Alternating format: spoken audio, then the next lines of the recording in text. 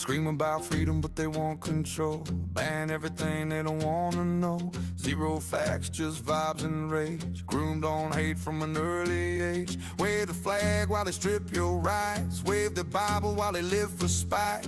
Won't tell the truth, they can't not lie. Gotta play the victim, they can't not cry. M-A-G-A, you motherfucking assholes, go away. M-A-G-A, you motherfucking assholes, go away. I'm sick of your shit, I don't care what you say. All you motherfucking assholes, go away.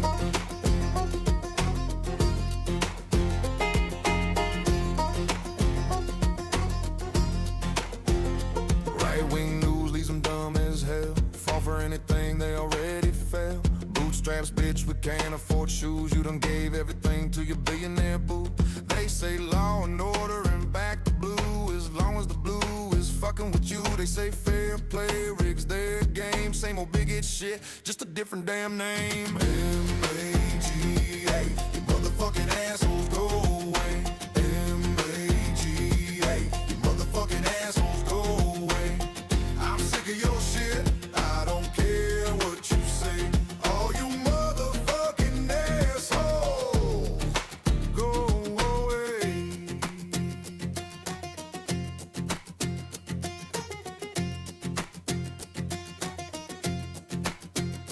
No healthcare while we die for oil. Blame the gays when they have to toil.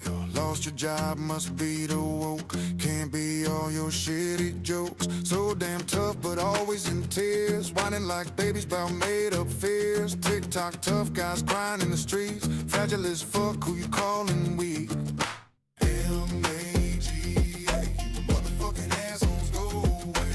M-A-G-A, you motherfucking assholes, go away. I'm sick of your shit, I don't care what you say. All you motherfucking assholes, go away.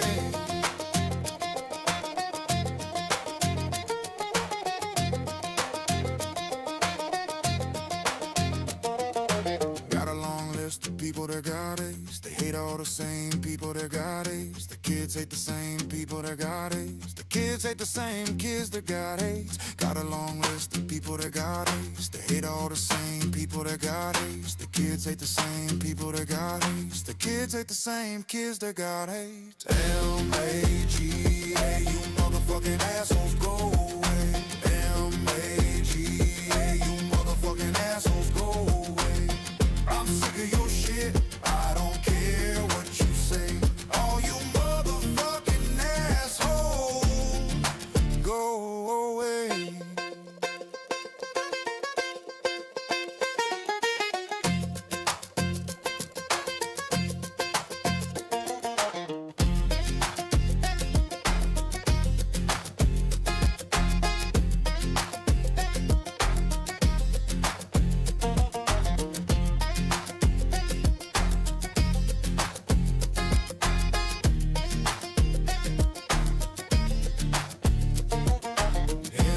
M-A-G-A, you motherfucking assholes, go away. M-A-G-A, you motherfucking assholes, go away. I'm sick of your shit, I don't care what you say. All you motherfucking assholes, go away.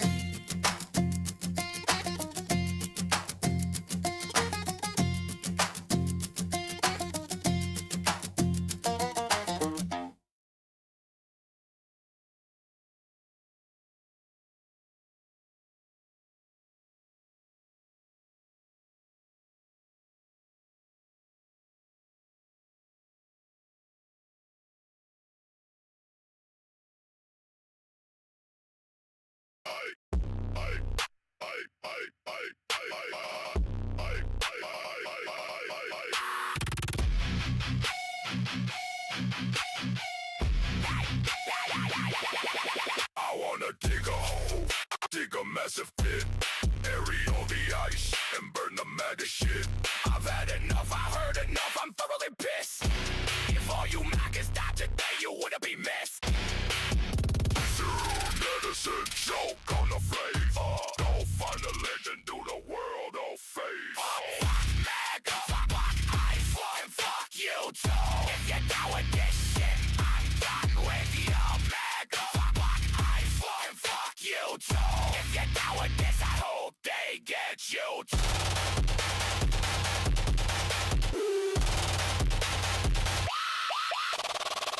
about this, whine about this, pout a little more. I guess you're not an alpha badass warrior anymore. Tell me I have cooties while your face is in the crotch. Up and know that's Whitey no ride, who looks like pumpkin rot.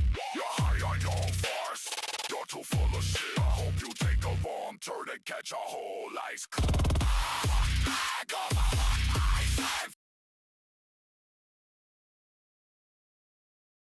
And a desire to censor history and politicize the curriculum rather than Lindsay, she's actually doing that and is running for our local school board to look out for all our kids. And it's more important than ever since we have a government that seems to want to fail them with cut after cut to basic but vital resources, and a desire to censor history and politicize the curriculum rather than create a strong, safe, supportive place for kids to learn with empowered teachers that actually sets them up to be successful Americans, which I know Lindsay will do. And so one, if you're local to Fulton County in Georgia, I hope you can count on your vote when the time comes this year. And two, for the rest of the of-age Americans watching out there, in addition to supporting your own local candidates, because the elections this year, they really, really matter. If you would like to donate and support at defrancoforfulton.com, she would love that. And you can also learn more and get on the newsletter at lindsayforfulton.com. Personally, I'll be helping with my own donations, obviously, then helping get the word out, and then I'm getting out of the way because she is a force of nature. With that said, I've got a job to do. The world is on fire, and there's a lot we need to dive into, starting with this. In this war between Donald Trump and Minnesota, it looks like Minnesota's winning, right? Because in the wake of Alex Preddy's murder, we're seeing Trump chicken out or back off, or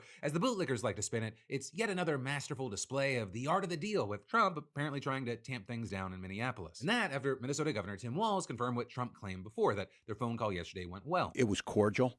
I think he understood this. I told him that this is unsustainable, and I said, quite honestly, no one wants this. Whether it was morality or bad optics in poll numbers, whatever has happened here, there is a definite change in tone. There is definitely a more collaborative tone. With him then also saying that Trump agreed to let Minnesota conduct its own independent investigations into the killings of Alex Preddy in a good He said he would look into it, and he said, look into it. I hear you. We'll look into it. As well as saying that Trump would consider drawing down the federal presence in other in the words, state. And I said we just have to reduce these numbers. We started out with that, and he pledged that, look, I'm going to send Tom Holman in. We'll do things differently. Now, as of Monday, DHS said approximately 3,000 ICE and Border Patrol agents were in the Minneapolis area. And currently, it's unclear how many have left, if any, but reportedly some agents were expected to depart with their tails between their legs, alongside the man who has been called the provoker-in-chief, the little Napoleon and Gestapo Gregory Bavina. Right, he's been the Border Patrol's commander at large in Minnesota. You probably saw him doing these press conferences, even personally throwing tear gas at protesters. And well, now, even though we're seeing some mixed reporting, according to The Atlantic, he's returning to his former post in El Centro, California, where he's expected to retire soon. And of course, this should be locked he's been in the phase of Trump's mass deportation policy on the ground for months, showing up in Chicago, Charlotte, New Orleans, and then he should be locked up. And of course, he's also one of the officials who's been spreading this utter bullshit about Alex Preddy. The agents attempted to disarm the individual, but he violently resisted. No, he didn't. Agent fired defensive shots. This looks like a situation where an What? To anyone who wants to argue that Alex Preddy was resisting, I ask one simple question. What was he resisting? What was he resisting? Because they weren't trying to subdue him, they were just beating on him. No one was trying to subdue him. No one was reaching for his arms or anything. They were just punching and kicking him. That's all they were doing. They were pulling a Rodney King. They were just beating on him. No one was trying to apprehend him or subdue him. He hadn't done anything wrong. And they weren't trying to apprehend him. So what could he be resisting? Resisting being beaten up?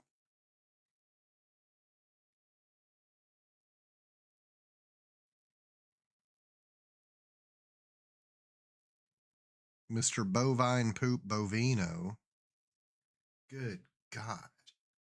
Him and his little Napoleon complex, little sawed-off poop. individual wanted to do maximum damage and mission. What the? Where an individual wanted to do maximum damage and massacre law enforcement. And then also With a camera? He wanted to do maximum damage and massacre law enforcement with a camera? Because he only ever had his camera out. He was just filming the whole time. He only ever had his camera out. The only reason his gun ever came out of his holster, which a gun that he was legally licensed to carry and he was carrying legally, there was nothing illegal about what he was doing with that firearm.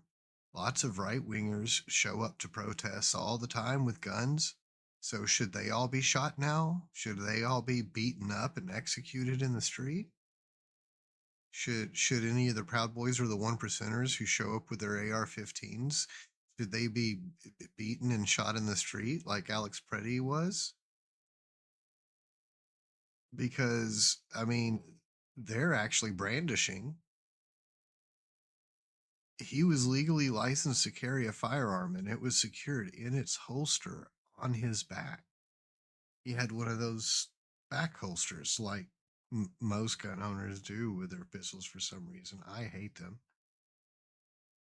because it allows what happened to him to actually happen, and that was the ICE agent lifted up his coat, saw the gun, and pulled it out of his holster. But I don't know. Practicality of those holsters is a whole nother conversation, but it just shows both of his hands were on the ground. The pistol was in its holster on his back. The only thing that was in his hand was his camera. His other hand was being used to try to pick the woman up until they knocked him down and started beating on him. So what was he resisting, and what was the...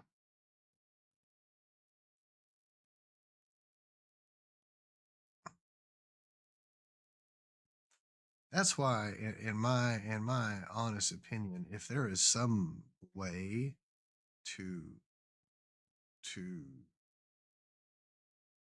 legally charge Bovino with all of these crimes and do it in a state where the punishment would be like capital punishment, that would be awesome. Because that's what he deserves. Also with this, when CNN's Dana Bash pressed him on why he thought Preddy intended to massacre federal agents, he actually blamed Democrats for putting the idea in Preddy's head. They're trying to portray Border Patrol agents and ICE agents as Gestapo, Nazi, and many other words. Did this individual fall victim, as many others have? Okay. You mean like how the Nazis would just run up on somebody in the street and knock them down and beat them and kill them, execute them in the street? Like how the Gestapo would do that? Little sawed-off little punk-ass prick bitch. That type of heated rhetoric. You know, on what's They never should have let you out of that locker you got stuffed in back in high school. believed to be his way out of the state, you had Minnesotans giving him a farewell, with protesters blowing whistles and banging pots and pans outside of the hotel where they believed that he was sleeping. Though there you had police saying that eventually escalated with people damaging property and throwing objects at officers. I hereby declare this an unlawful assembly. Leave the area completely peacefully. If you do not do so, you may be arrested or subject to undisciplined action. With reportedly some 26 people being arrested and everyone else dispersing by around 10 p.m., allowing the leader of the Lollipop Guild to sleep soundly after getting tucked into bed by his homies. So perhaps he didn't get the most sound sleep because you had CNN reporting that DHS had suspended his access to his own social media accounts. So for many right now, they felt like it was unclear why, because his online jabs at Democratic lawmakers were kind of relatively tame for a Trump official. But, you know, while many critics, they're celebrating what they're seeing as a victory, you have others skeptical, arguing that it seems like he's just kind of the fall guy for the Preddy shooting, if anything, right? And arguing that if that's the case, there are even worse figures who would keep their jobs. You know, people pointing to DHS Secretary Kristi Noem, Vice President J.D. Vance. Oh, yeah. Of course, you can't forget FBI Director Kash Oh, Patel. they And all actually, on the belong note in of Patel, in pages. addition to the comments that he made about Alex Preddy, They he all just told belong in Benny Johnson pages. that the Bureau, they're investigating For the protesters rest of their group lives. chats in Minnesota. So there is now an open investigation into these They chats belong and in into prison this for the rest coordinated of their network. lives. Yeah, Because what I can say. some of them are Sorry. fleeing. Some of them are very scared now. You can see their chats. They're very, very worried now that they have been exposed. Well, they should be. If they broke the law, you should be worried. It's that simple. If you didn't break the law, there's really nothing to worry about. But again, with all this, you have many arguing that Big these Brother is high-profile figures, watching they're just kind you. of the tip of the iceberg when it comes to the rot within the Trump administration. Where people noting You that government fucking- agencies have made dozens of posts over the past month on their official social media accounts fucking nerdy including looking far-right prick. iconography. With some of the more recent examples being the White House posting "Which Way, Greenland Man," with some claiming that echoed the title of a 1978 neo-Nazi book, "Which Way, Western Man," which defends Hitler and claims that Jewish people are Exactly. plotting to destroy Western civilization. Also had Exactly. DHS posting "Which Way, American Man," with an Exactly. ICE recruitment ad. Also, the Labor Department posted an image Exactly. with the words "Trust the Plan," which is a notorious QAnon catchphrase. They also, of course, famously posted "One Homeland, Right one out in the people, one open with heritage," it. which, as many have pointed out, is eerily similar to the Nazi Right slogan out "One in the people, open one with it. realm, one leader." Then finally, at least for what we're talking about today, you had the White House and Right out DHS in the jointly posting open. an ad with the text, "We'll have our home again," which, just so happens to be the name of a song written by a self-described pro-white fraternal order that has been adopted almost exclusively by white nationalist groups. And with that, you had DHS spokesperson Tricia McLaughlin denying that it had anything to do with white nationalism, saying, "Hey, it's Oh, just she a belongs coincidence." in Then you had fucking the prison. Times noticing that when you open the post on Instagram's mobile app, it plays audio, including the chorus of the white nationalist song. So a reporter pointed that out to McLaughlin, who replied that the Times was participating in a left-wing conspiracy theory. So then, less than 40 minutes later, the How? Instagram post disappeared, but the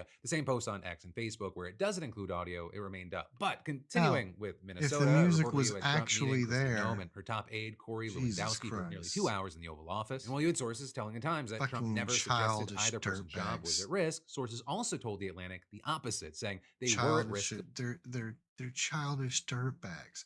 Oh, but when you open it up, the song they mentioned is actually there. But you're participating in a conspiracy theory. Oh, leftist, radical, extremist, socialist, Marxist, radical, extremist, Rochist, blah blah blah blah blah blah blah conspiracy. Fucking dirtbags, childish dirtbags. It's fucking Lord of the Flies. I'm telling you, it's fucking Lord of the Flies. Go fucking read the cliff notes on fucking Lord of the Flies. Watch the fucking movie. Read the fucking book. It's Lord of the fucking Flies. I'm telling you, it's almost like I'm getting paid to say. Of losing their jobs. So right now, it's unclear what Noem's standing is with the president, but he does seem to be pushing her aside to at least some extent in Minnesota. Because like we talked about a little yesterday, Trump's sending his border czar Tom Homan in to replace Greg Bovino, and rather than going through Noem, Trump says that he'll report directly to the president. Also, and maybe it's just a coincidence, but you have many, including CNN, pointing out that the president seems like he may have actually gotten this idea from the same place that he gets a lot of his most impulsive ideas, Fox and Friends. What I would do is just bring Tom Homan in. He should go in there, meet with the mayor and governor, and go in there and take charge. That was around 6:15 a.m. yesterday, and Brian Kilmeade, who knows that the president often watches his morning show, repeated the suggestion at 7:15 and again at 8:10. And then, once again, could be a coincidence, Trump then announcing 20 minutes later, "I am sending Tom Homan to Minnesota tonight." But again, to many, this move has been taken as a signal that Trump is looking to now de-escalate the situation in Minnesota, which he set off. Which, if true, could actually come as a relief. He also to many ICE takes agents, because privately, his they've most reportedly been complaining to extreme journalists cues about from long hours, Newsmax. ambitious arrest quotas, and hatred from the Because when he does one of his most extreme things or says one of his most extreme things, if you go to his Truth Central account, you'll see him tweeting out a clip of them or one of their articles or some shit, something from fucking Newsmax. public, among other issues. I mean, you had over 20 current and former immigration officials telling the Times that they were expressing anxiety that the White House was sending them into situations that are increasingly dangerous both for them and local civilians. Some also worried that their agency's reputation were being dragged through the mud, and others feared that the backlash would No, they're lead to not. the abolition of ICE. You then No, the people out there on the streets are behaving in such a way that it's. I mean, that's why you look bad. You look bad because the people out there on the streets are behaving badly. Da-da-da-da-da. I mean, Jesus fucking Christ.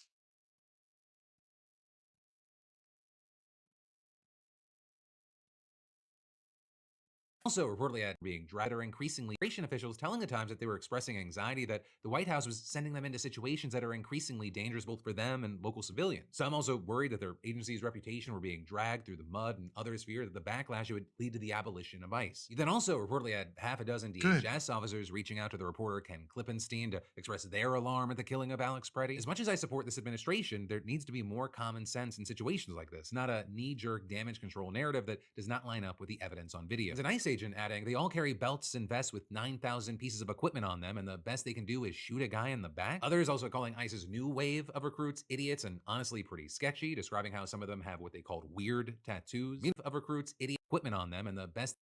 An ICE agent was even more critical. Yet another justified fatal shooting, 10 versus 1, and somehow they couldn't find a way to subdue the guy or use a less than lethal means. The agent said they all carry belts and vests, 9,000 pieces of equipment on them, and the best they can do is shoot a guy in the back. Others also calling. The brand new agents are idiots, an experienced ICE agent assigned to Homeland Security Investigations told me. The same sentiment was echoed by virtually everyone I talked to, with several conveying the view that Preddy's death was the fault of some skittish young recruit who panicked when he heard the word gun, if that's what happened. ICE's new wave of recruits, idiots, and honestly pretty. But here's the biggest part. Even one of the new ICE recruits agreed with the experienced agent's low assessment of the Trump freshman class. A lot of the guys, he said, referring to the new ICE recruits he worked alongside, are honestly pretty sketchy. The new ICE officer continued, I thought federal agents were supposed to be clean cut, but some of them pass around a flask as we were watching a suspect, observing as well that the new guys have some weird tattoos. Have some weird tattoos, huh? Have some weird tattoos, huh? Have some weird tattoos. Weird how? Weird how?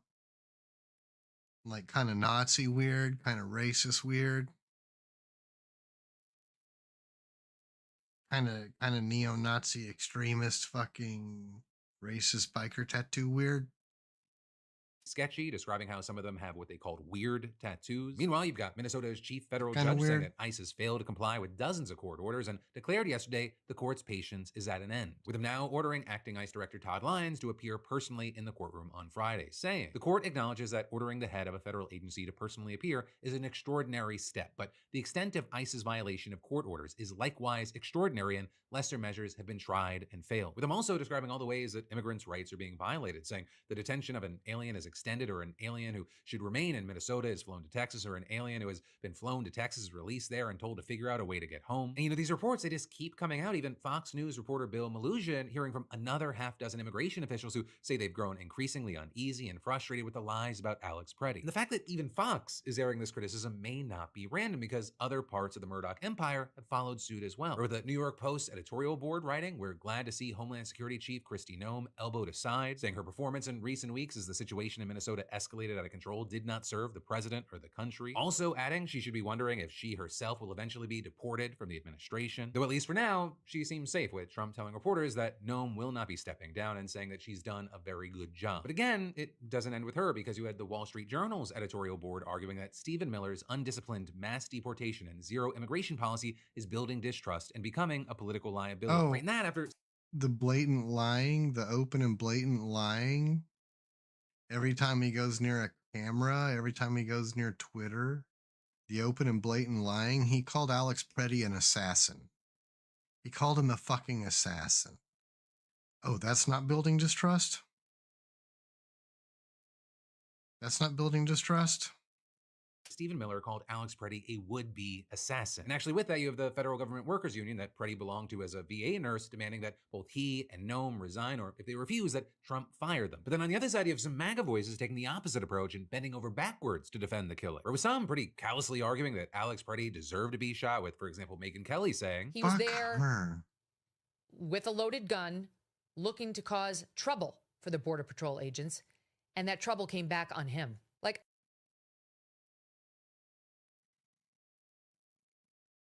I can't help but to wish all the bad in the world on her. I can't help but to wish bad things on her, because she deserves so many bad things. I know I'm supposed to feel sorry for Alex Preddy, but you're an amoral dirtbag. You're a worthless piece of trash, and a worthless piece of trash lacks the capacity to be good, because you're just a feral fucking savage. You're a cretinous fucking troglodyte. I don't. Do you know why I wasn't shot by Border Patrol this weekend? Because I kept my ass inside and out of their operations. Right, with her words kind of getting the most attention out of the batch, people calling her cruel, disgusting, and evil. You also had the likes of Nick Fuentes saying, "You are showing up to impede federal law enforcement with a loaded gun.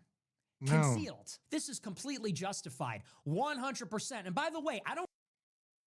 He was carrying legally. He has a concealed carry license. He was a legal firearm owner carrying legally. It was concealed in his back holster. And he had a license to carry it. The only thing he was brandishing was a camera. I don't care if he's a veteran. I don't care if he's a nurse. I don't care if he's a U.S. citizen. We have fucking laws in this country. Also over... And he was following all those laws. More bad things need to happen to Nick Fuentes. He's such a piece of shit. On Fox News, you had the likes of Jesse Waters kind of doing more of a tightrope act, not doing a full finger point, but still saying things like, resisting arrest with a loaded gun is incredibly dangerous. These are the types of things that happen. He wasn't resisting. See, he's not resisting at any point. When you bring a loaded gun to a dangerous immigration raid, confront agents, and resist arrest. Though there, in addition to most kind of just disagreeing across the board with these people, you had many disagreeing with the argument that he was resisting arrest, instead saying he was just getting jumped. He tries to help a woman. He has a phone in one hand. When he's getting taken down, he tries to protect himself from falling. And of course, without deep diving like we did yesterday, he was disarmed and then fired on multiple times. Shot in the back by, in my opinion, murdering cowards. You know, while you have many people calling these commentators bootlickers for supporting what's happening, you also have folks like Tim Pool responding to those criticisms by saying, so the argument right now is this. I'll put it simply. First of all, when these people come out and go, Tim's a bootlicker for defending us, I'm like, no, you misunderstand. It's my boots. It's mine. I voted for them. I'm wearing the boot. I'm stomping on the ground. I ain't licking anybody. You're a pussy. I'm clapping for... Tim Bull is too much of a pussy to do anything to anyone. He's a coward and a pussy.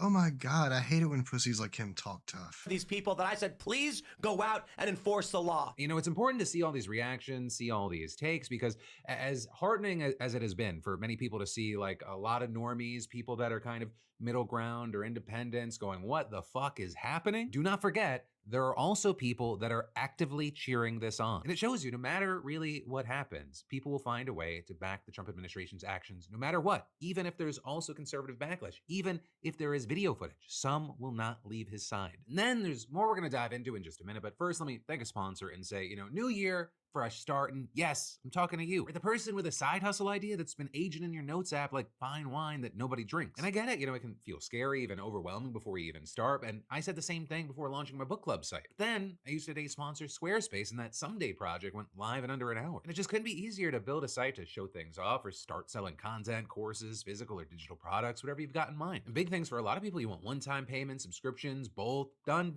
Plus, they've got stunning templates that look like you hired a designer, and their Fluid Engine editor, it lets you drag, drop, customize, no coding, no stress, no excuses. My team even uses Squarespace for our Daily Dip newsletter where tens of thousands of military action in Iran, but he now has more options for doing so, and maybe one reason to think that it would lead to the end of the regime there. Or because Trump, he already came close to ordering strikes earlier this month in response to the government's brutal crackdown on protesters. But what you saw is that he ultimately decided against it for at least two reasons. One, he was warned that the United States would need more firepower in the region to launch large-scale strikes against Iran while also protecting American forces and allies such as Israel. And two, he was told that a large-scale strike was unlikely to actually make the government fall anyway, Gulf of Oman or the North Arabian Sea. And with all that, you had one current and one former U.S. official telling the Washington Post that additional military assets are moving into the region as well, but attacks in recent days. Or with the Houthis in Yemen suggesting they might resume attacks on shipping in the Red Sea, and Kataib Hezbollah in Iraq warning that any attack against Iran would result in a total war, would have to include the removal of all enriched uranium from Iran and a ban on independent uranium. Really show a clear effort by authorities to conceal the full extent of the carnage, with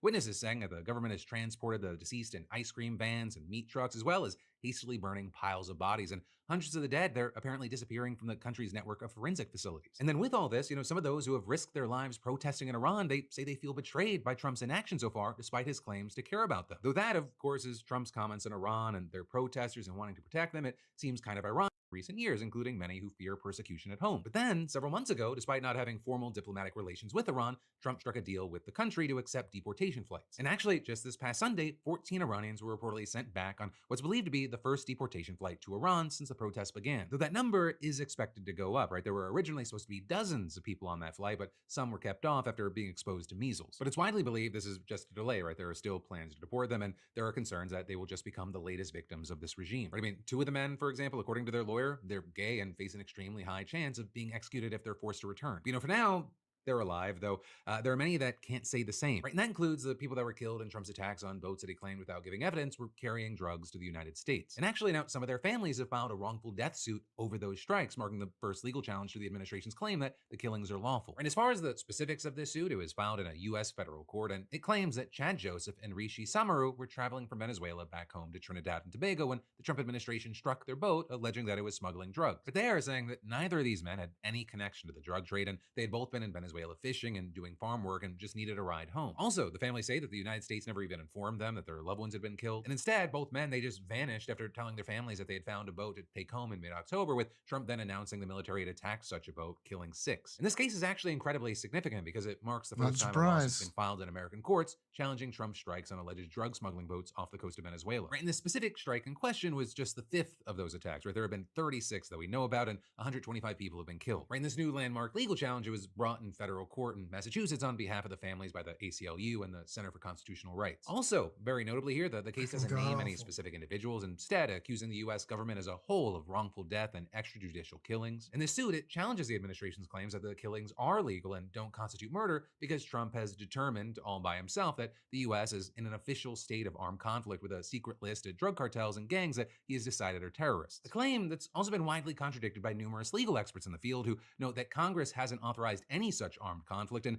the administration has repeatedly failed to provide any kind of legal explanation for why trafficking drugs to the U.S. can even be considered an armed conflict. And that's the same argument that the family members make in their lawsuit, claiming that there is no legal state of armed conflict just because Trump decided there was. And there's no way those boats were destined. The killings were simply murders. And the suit, of course, also going on to say that the two men were not engaged in activities that presented a concrete, specific, and imminent threat of death or serious physical injury, and noting that there were other means besides lethal force that could have been used to neutralize such a threat. But then, even beyond that, the case argues that if the strike did occur during a legal armed conflict, which, to be clear, it did not, it would still be illegal because it was an intentional killing of civilians who had nothing to do with drug trafficking. Now, a very big thing that's important to note here is that those claims. Yesterday, you had a ton of people saying that their videos about ICE either weren't getting posted or they were being suppressed and receiving 0 views. And while TikTok said, hey, actually what's happening is there was a power outage causing technical issues preventing users from posting any kind of content, there were a lot of people just not buying that, especially considering the timing, right? Because TikTok is now under new US ownership in the United States. And so you have some claiming that in addition to censoring content about ICE, TikTok was also blocking people from discussing Jeffrey Epstein and DMs. So you had people beginning to test that out, the Verge sending a message out with the name Epstein and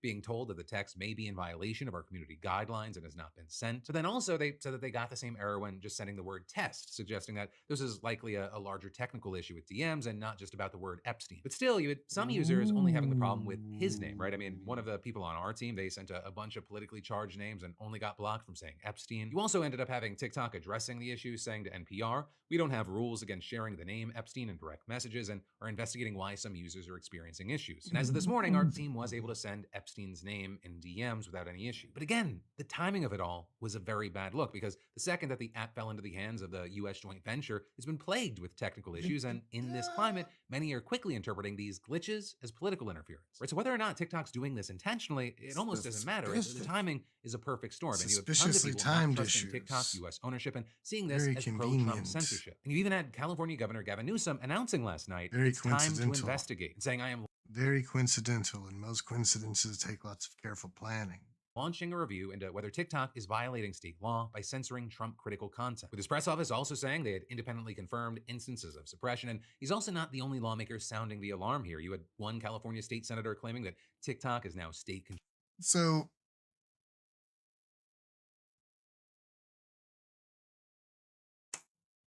So the administration who made up this whole thing about social media is censoring certain conversations and certain information to help my opponents, that administration is actually manipulating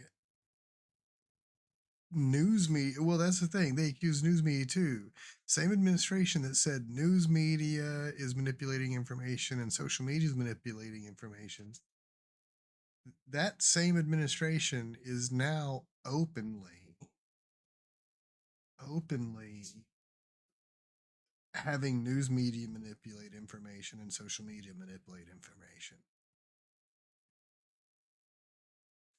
I mean, I keep saying over and over and over, oh, they're accusations or confessions. I don't know. Maybe it'll land at some point. Controlled media, and Senator Chris Murphy writing, I know it's hard to track all the threats to democracy out there right now, but this is at the top of the list. So for their part, TikTok is saying that, quote, it would be inaccurate to report that this is anything but the technical issues we've transparently confirmed. And that is, you have the White House saying that it is not involved in, nor has it made requests related to TikTok's content moderation. But with all that, for now, I'll say I'm split. I think so far what we've seen may have been technical issues.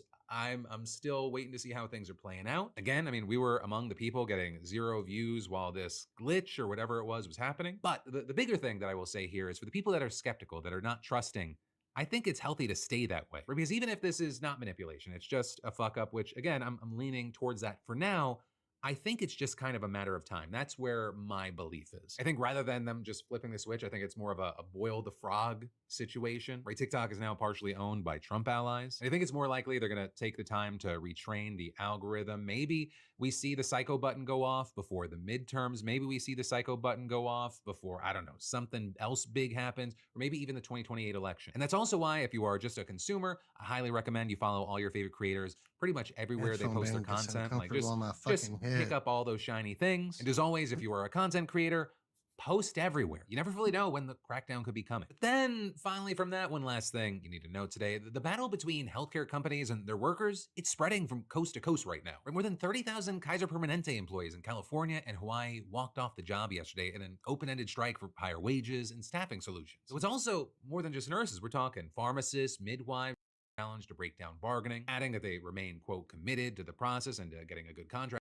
Hi everyone, Megthany Death Tano here, the internet's busiest music nerd, and it's time for a review of this new self-titled album from Megadeth. This is the 17th and said to be final studio album from the... My biggest complaint is Dave doesn't have the power in his voice that he used to. He doesn't have that fucking chainsaw, fucking pit bull, Rottweiler, bear, mongoose, Wolverine growl. Actually, yeah, you could picture his voice being Wolverine's voice. Yeah, he's just like, I don't know, and it doesn't have that power anymore. And I was so excited about their take on Ride the Lightning, and the legendary thrash metal outfit Megadeth, who started in LA in the early 80s with lead singer and guitarist Dave Mustaine essentially masterminding the band's trajectory through every era. He isn't solely responsible for all of the band's songwriting over the years, but he is credited with the vast majority of it. And despite his reputation for being a little unhinged, confrontational, controversial, and polarizing, he's still responsible for some of the most influential, high-selling, and important thrash metal records of all time, be it Peace Sells or Rust in Peace, Countdown to Extinction. He really built Megadeth up to be one of thrash metal's big four, as they're called, even with an active rivalry going with contemporaries Metallica, a drama that could be detailed in an entirely different video. I digress, though. The truth is that none of the big four thrash metal bands are putting out their best work ever these days, or they have at least seen the writing on the wall and have slowed their momentum to pretty much a halt. But Megadeth, though, have remained pretty active and consistent over the course of their 40-year career, in spite of numerous lineup changes and even recently throat cancer. And while I don't think anyone would argue their final act here would be like their golden age creatively, there have most definitely been much greater and dramatic falls from grace within the history of metal music. And you could argue Megadeth has done an at least somewhat decent job of maintaining their trademark, lively, intense guitar work and soloing, and heavy production on Dystopia and The Sick, The Dying, and The Dead. Comparatively, even if I do like James Hetfield more as a singer and Metallica more as a songwriting unit, it was not enough to make up for just how predictable and bland a lot of the riffs and soloing were on their last record, 72 Seasons. So again, Megadeth here, a final record from a legendary band that should still have some gas left in the tank at this point. And given that this is a finale of sorts, I kind of went into it hoping for at least a little bit of a blowout, something to really make us reflect on and think about this curtain closing here. But all I really got with this record were the dying breaths of a metal institution that was clearly on life support going into this project, with just a complete lack of creativity from top to bottom. Even the title, clearly after listening to this record, was not chosen as a means of like defining to the audience, this is... It is the exact opposite end of the spectrum from the album Peace Sells vocally. And that's what gets me. Is what Megadeth is. No, it feels more like a lack of anything else to put there in its place. I wouldn't say the recordings are a total bust on this thing. Drummer Dirk Verburen, who was a standout on The Sick, The Dying, is still here, though he seemingly does not get as much time to steal the show on...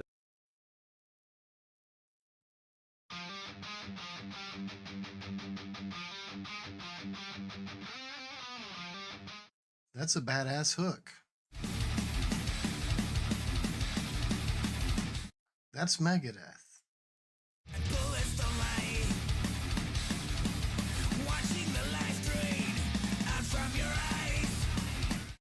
That's okay vocally. I don't care if I'm out of line. I don't care because his life is... He was a hero and a thief, a maggot in dead. It's just, you can already hear, it's like it sounds like he's not into it. I know that I've been missing lately. I've had a lot of things on my mind. Hey God, I feel my life slipping away. There's so... See, the power isn't there. This set of new recordings, which is also true of newly added guitarist Timu Mantisari, who should most definitely be some kind of X factor on this album, given his time in Winter Sun, a death metal band known for their melodic spins on the genre. But at no point on this LP do I get a sense of what his unique talents bring to this project, even with writing credits on most of the songs. I mean, I didn't expect Megadeth to switch up genres or do anything crazy on this new album for sure, but this is still not an excuse for some of the most forgettable riffs this band has ever laid to tape. And it's almost like they knew this, because what is Let There Be Shred if not like the band fully leaning into the cliche, to the point where it is almost parody. Instead of using their collective experience to prove they can still make thrash metal and Megadeth exciting and interesting, the whole band is basically just phoning it in for 40 damn minutes. Not just that, but this has to be like the thinnest sounding Megadeth recording that we have received in recent years, with very stiff, very plastic performances. The drums sound so dry, the snarl of the guitar and bass riffs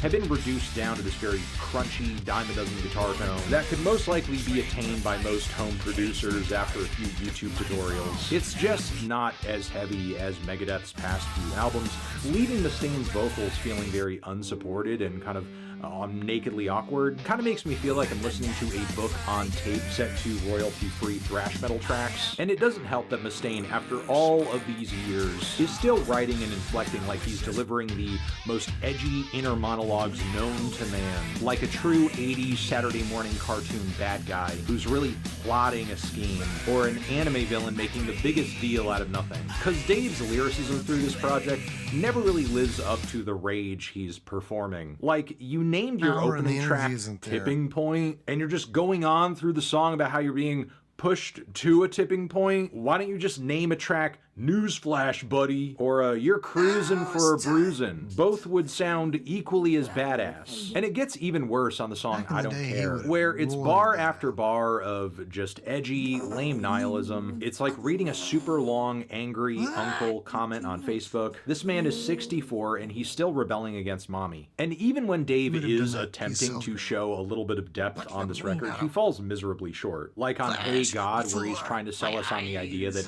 these are things he would be saying in conversation with God, prayer. He claims there are a lot of things on his mind, but ultimately doesn't really communicate much of anything other than a vague disconnect. I don't know, I don't really get the sense that Dave is worried about his immortal soul. I doubt he's really pondering his loneliness on a deeper level too. A problem that's kind of spelled out on the track Puppet Parade. I punch a clock, I play a role, but every day it's the same. The party's loud and the drinks are cold, but nothing dulls the pain. I bite my tongue and sell the lie, pretend that I belong. Another shot, another high, make it a double and make it strong. He envisions his whole existence as if it's this falsehood he was trapped into, as if he has no choice but to just live it out like a puppet. It's a complete and total rejection of his own agency, and fails to really conceive of parallel existences where maybe people are struggling with even more powerlessness. The only commentary throughout the record I thought there was at least something to was on the track Made to Kill, which showcases Dave's continued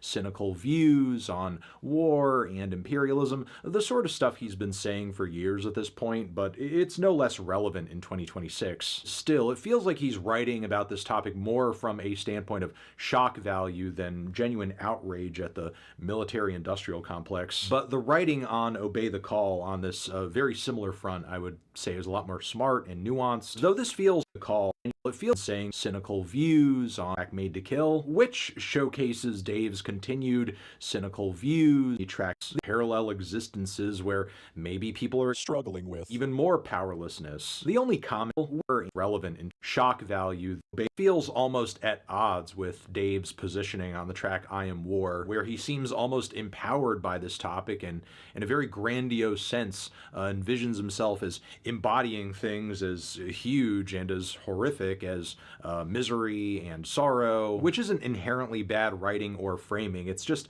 a tough thing to sell on a metal album that essentially has no mystique or ambiance around it at all, because again, it sounds like a bunch of Crypt Keeper diatribes on top of generic thrash instrumentals. The best track on the album, though, I would say is the closer, the last note, where Dave actually does reflect quite poetically on the fact that he is kind of closing the door on Megadeth's existence, at least in terms of new studio output. And there is something genuinely thought-provoking about what Dave is trying to get at here. Because again, Megadeth has had a 40-year plus career that's most definitely worth being proud of, even if its final moments here are not shining super bright. But despite Dave actually recording and writing something here that's, noteworthy toward the end of the album, he then immediately spoils that experience by ending the whole record off with a cover of Ride the Lightning, which again is honestly quite sad and pitiful that you want your band's final moments spent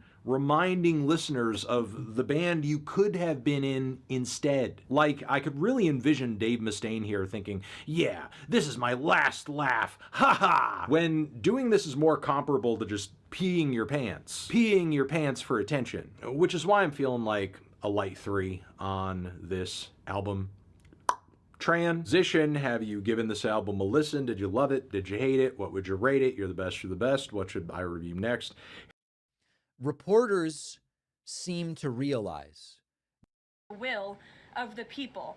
And as a result of that, and Alex Preddy are because of Democrat leaders and sanctuary cities. And the last person she's trying to blame here are the people who actually did the killing. Yet Democrat leaders in Minnesota with sanctuary city policies have actively defied federal immigration law and the will of the people. And as a result of that defiance, 2 Minnesotans have now tragically lost their lives on the streets of Tim Walz's state. Of course, we already know that the blame is not with Tim Walz. The blame is not with Jacob Frey. They're trying to clean up this mess. Police in Minnesota, in Minneapolis specifically, have said, we've had enough of ICE. ICE needs to go out. And we were told that now they were going to turn the temperature down. and they are going to work with authorities in Minnesota. But there is Caroline Leavitt again blaming Tim Walz and Jacob Fry and local officials for these deaths when they had nothing to do with them. Caroline Leavitt was asked, will Stephen Miller be apologizing to the family of Alex Preddy for calling him an assassin, given that he did nothing like that? And she says, we're investigating. Top officials referring to him in that way, rushing to that judgment? Danny, go ahead. Thanks, Caroline. On Stephen Miller's comments, will Stephen Miller be apologising to the family of Alex Pretty for calling him, quotes, an assassin who tried to murder federal agents, despite the fact that, as you say, this is still under investigation? Look, again, this incident remains under investigation, and nobody here at the White House, including the President of the United States, wants to see Americans hurt or killed and losing their lives in American streets. And we mourn for the parents. As a mother myself, of course, I cannot imagine the loss of life, especially losing one's child. She's and that soulless. same empathy from the President goes She's for the soulless. parents of angel families, and parents of victims of illegal alien crime across our country as well. And that's exactly why the President continues to be wholeheartedly committed to deporting the worst of the worst criminals from our country. So will Stephen Miller be apologizing? Well, it's under investigation. The president remains empathetic. We're investigating. We're still deporting. We're taking care of this. We're taking care of that. Notice what isn't being said, which is this was an awesome shooting we can all be proud of. They are not going with that this time because they know that that is not what the American people want to hear, because the American people saw the video. Another reporter says, why she were completely conclusions deflected jumped to off of it before the investigation? And this is genius. It's evil genius. Caroline Leavitt goes, well, the situation has been moving so quickly. But that's a double-edged sword. That cuts both ways. I'll tell you why in a moment. Thank you, Caroline. Regarding Minnesota, on Saturday, the Department of Homeland Security posted that Preddy looks like he wanted to do maximum damage and massacre law enforcement. Stephen Miller on Saturday posted that, or called Preddy a would-be assassin. Why did administration officials jump to conclusions before an investigation had even been done? Well, look, this has obviously been a very fluid and fast-moving situation throughout the weekend. As for President Trump, whom I speak for, he has said that he wants to let the investigation continue. And yeah. You know what's so funny about this, or really sad? Fluid. Except for everyone.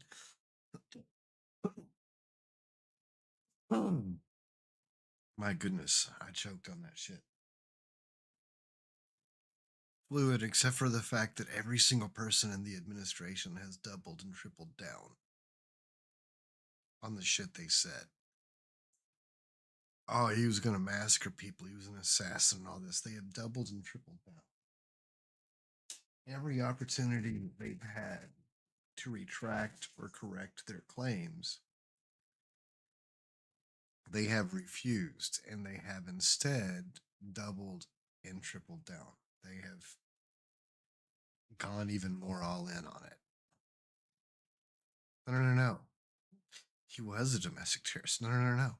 He was there to massacre people. So, well, you know, it's fluid. It's fluid. So why is it that from the day it happened, within minutes of it happening, they started repeating over and over and over and over, and they even have right-wing media like, oh my God. There was this one dude on Newsmax who was trying to show how he was trying to make excuses for ICE by showing how they could mistake the camera for a gun by taking his phone out and holding it like a pistol like that. And it's like, when was that even happening? Like, what the fuck? When was that even happening? It's not even a thing. If it was too early to have known the facts when Stephen Miller made the assassin comment, then why did he make the assassin comment?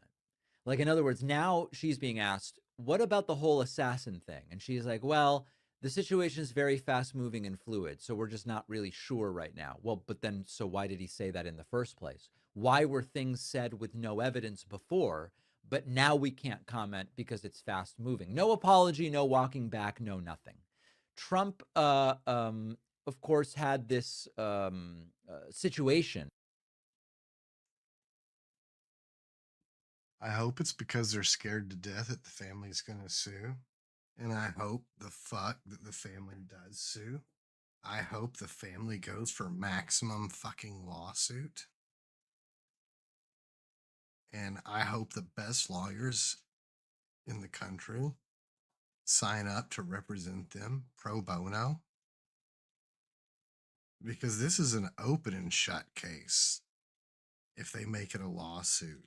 Because the malicious intent is right fucking there. The whole foundation of the whole fucking thing is malicious intent. And that's what you've got to prove to get the lawsuit through. You have to prove malicious intent. And yeah, oh my God, the malicious intent is there 100 times a fucking day. Because like I said,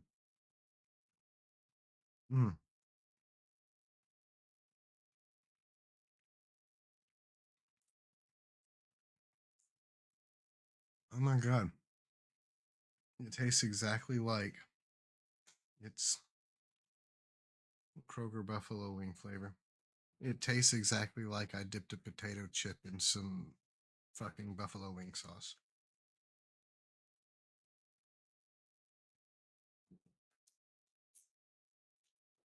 This is spectacular.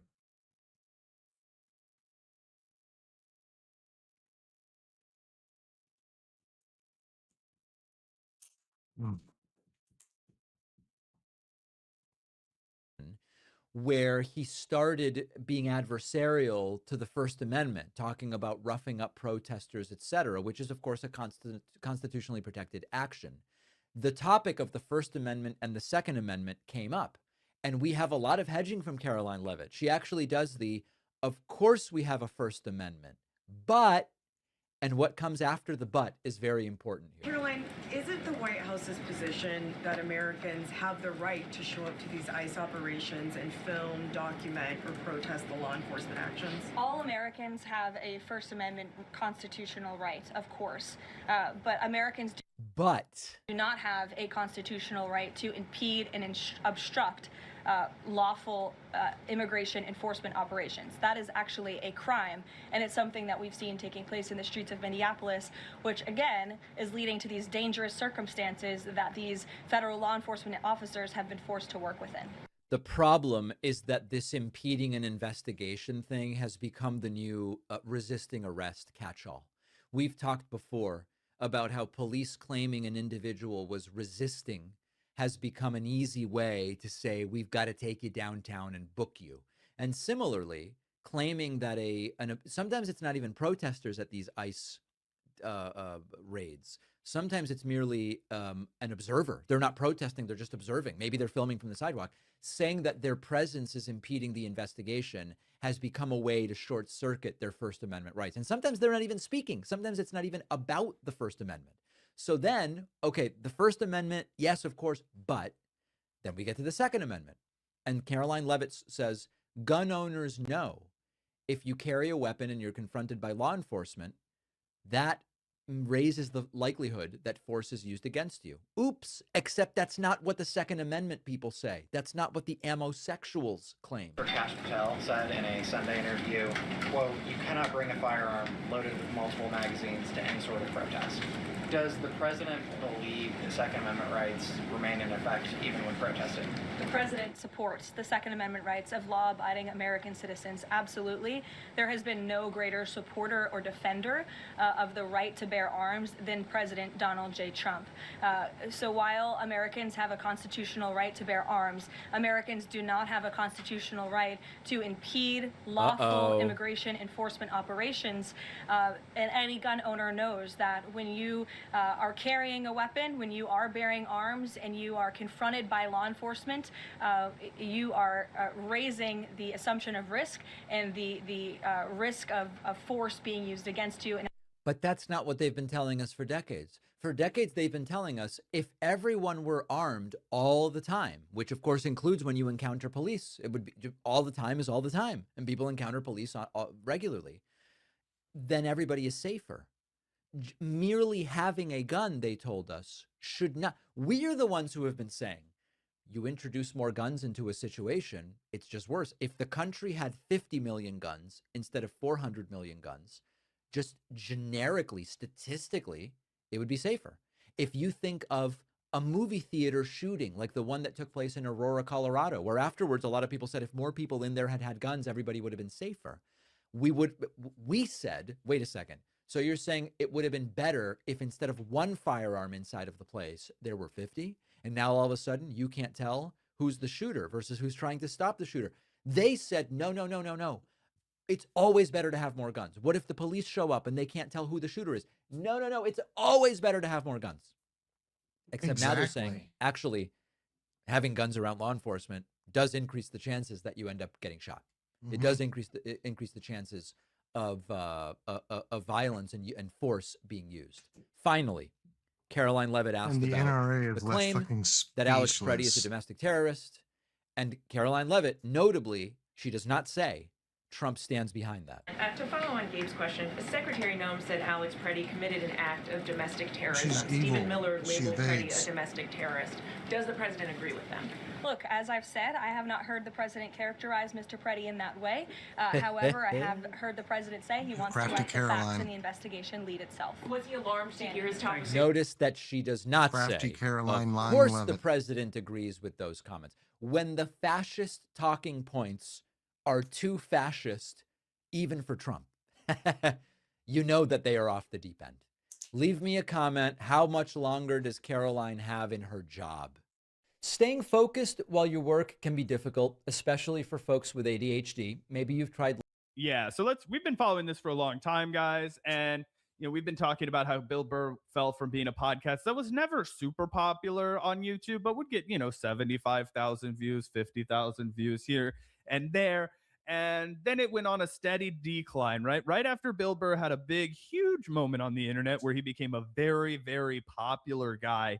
He went to rehab in October, and he has been paying the price for it. And now, oh my God, Gavin, it's getting bad. It's getting bleak over here. We got to do one of our looks. Over the last 2 weeks, Gavin, he can't break 20,000 views on a video. Gavin is going through his 18,000 11 days ago, 19,000. This is when the Patriots were going to the playoffs. That's something people used to love Bill Burr talking about sports. The Patriots, this should be a huge live stream for him. Okay, the playoffs, life insurance, being an executor, nothing. Doesn't even get above 20K. Gavin is going This through his one emo work. right here, okay, you see how the one right here that doesn't get 20K, it's an hour and 9 minutes long, right?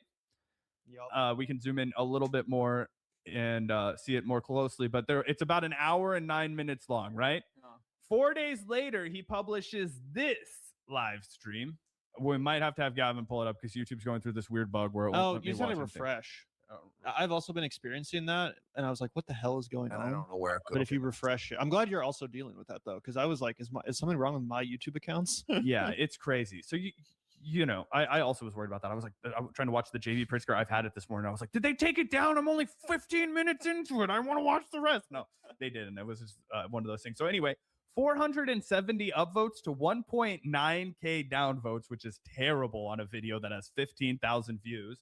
It also has 223 comments. All of them are negative. But here's the real kicker, Gavin. You know how we did our video a few weeks ago talking about how embarrassing and pathetic it was that like half of this goddamn fucking show was ad reads? Yeah. I mean, you would do 9-10 minutes of ad reads, and then Bill Burr had a crash out where he was complaining about the fact that the people who are sponsoring his ad reads aren't happy with his output, which is another reason that I think that they're not going to renew with him, because he was starting to crack and he was starting to bitch and moan about how they weren't happy with his ad reads because he's not reaching anybody. Okay. Like the standard offer, if you're not fucking famous, for a video that gets 15,000 views is like $45. Okay. Like people are just not interested in having you sponsor shit if you're only going to get that few views. right? Yeah, whoever the fuck is sponsoring this content is only sponsoring it because of the name Bill Burr. They probably just assume, oh yeah, of course I'll work with Bill Burr. Bill Burr's a hot commodity. Yeah, of course I want to be sponsored with him. But yeah, they're not basing that sponsorship deal off of the amount of views this actual show gets. Right. And then if you look here, he does something, and this was truly spectacularly lazy. It Well, was everybody knows Bill Burr, spectacularly but is anyone pathetic, mad at and Bill to Burr right me, now? reflective of somebody who does not give a single fuck about this podcast anymore. And I've gotten that vibe for a while, but as a man who does give a fuck about his podcast, I know this is a huge no-no to do, and I'm excited to get Gavin's reaction. He was too fucking lazy to record an entirely new podcast this week, which, by the way, just consists of him bitching about garage doors. So he does 30 minutes and then he recuts that hour and 9 minutes from the previous episode into the new podcast. I hope you enjoy it. That's it. All right, I'll see you. Throwback episode. This lazy motherfucker, bro. You're Bill Burr. You have one of the best voices in America, and you can't just record a fucking 30-minute segment of yourself talking. You have to cut last week's episode back in. That is the most washed shit ever. And again, it's not that fucking hard. Zach and I have already been live for an hour and 18 minutes today. Just without a script, without anything, just fucking talking. It's not that hard, bro. You have to be the laziest bitch ever if your job is to talk. And not even for that long, not even for as long as we talk, but you still can't produce the goods. Holy shit. I know, it's crazy. And again, it was only 30 minutes, guys. It was only 30 minutes. And then he goes to an hour and 9 minutes.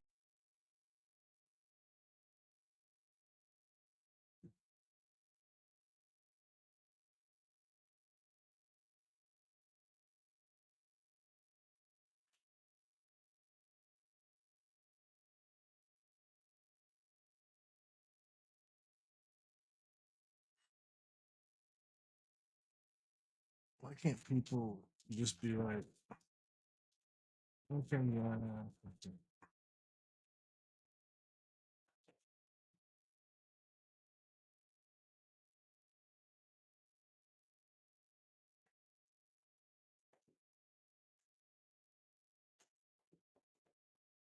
and then you have them get that Joe Rogan mentality. It's never enough. It'll never be enough. Well, I mean, for some, but like, fuck them. The people who matter will be like, okay, good. Good, admit you fucked up. Goes a long way.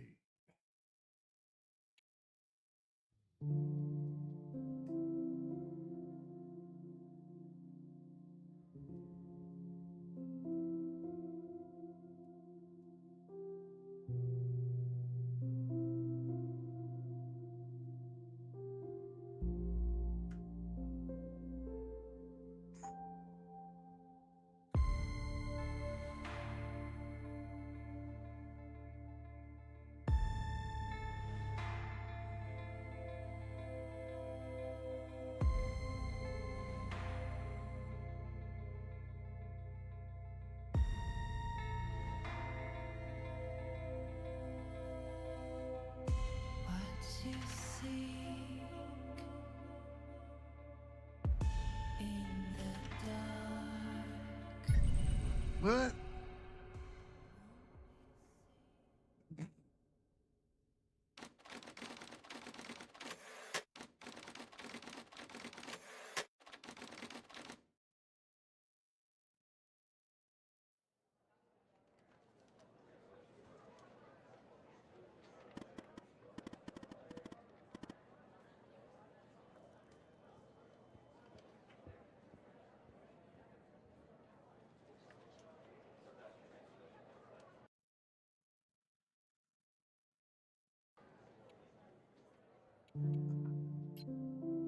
There, that's what I was trying to do.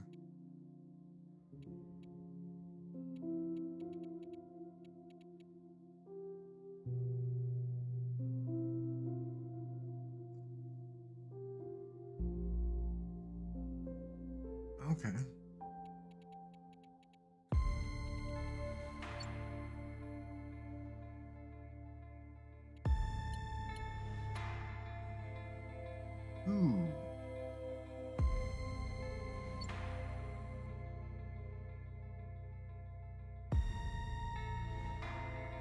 go.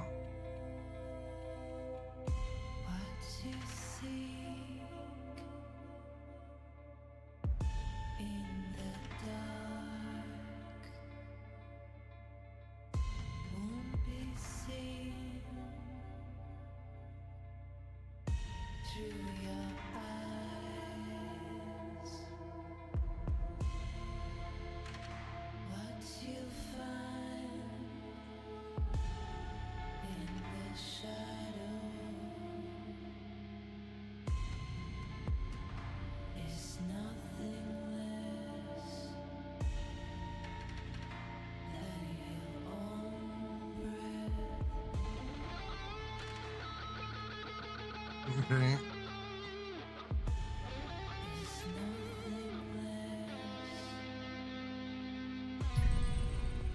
we go.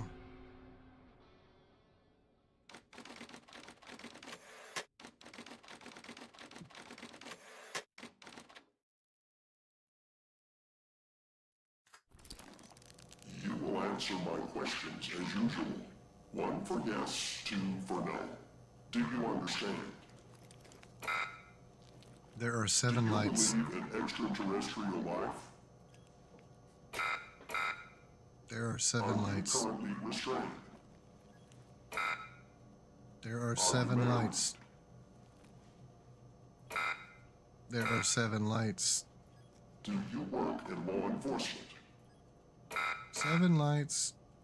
Do you know who I am? 7 lights. Do you know who you are? 7 lights. Are you? No idea. 7 lights. Good. He's ready.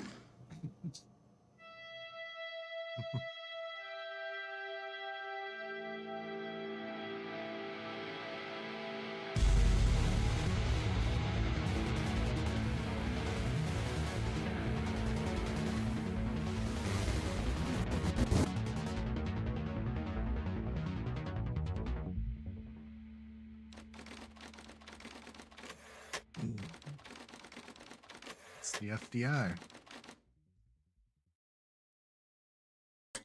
Federal Bureau of Investigation.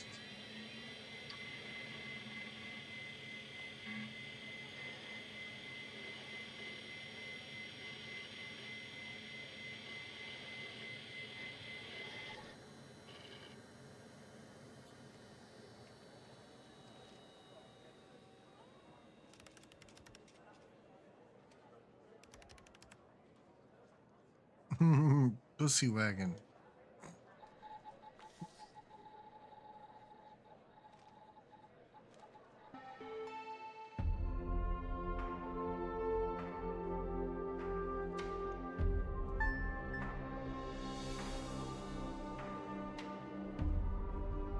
Welcome to the FGI. You're assigned to the phone document before proceeding.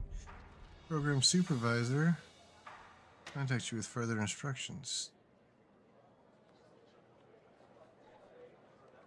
Ooh.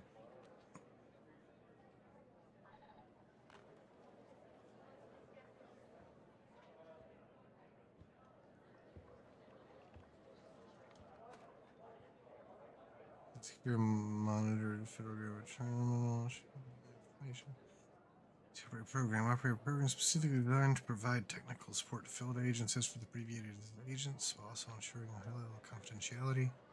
Work agents called the hotline. Calls dispatch to secretaries who verify the agent's identity, clearance level, and request. Okay. Request is forwarded to the supervisor. The supervisor dispatches a call to an available operator.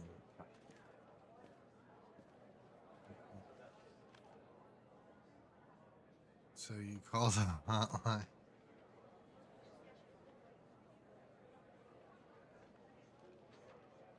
They got the terms all messed around. You call the hot. Hey, pal. How you holding up? Get all that booze out of you?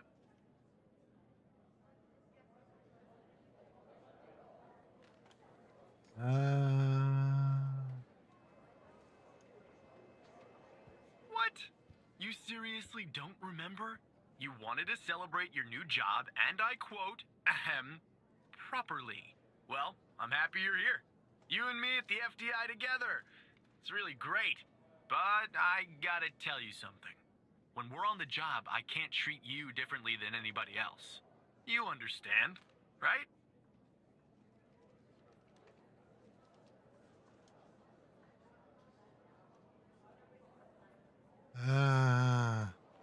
Good. Well, I'd better run. The FDI can't run itself now, can it? Good luck with your first day. Sure. All right?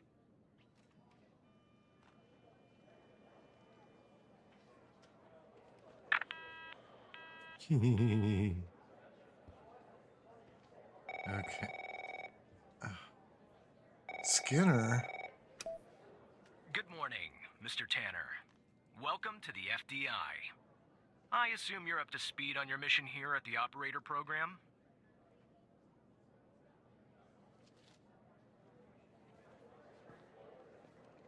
You know the basics.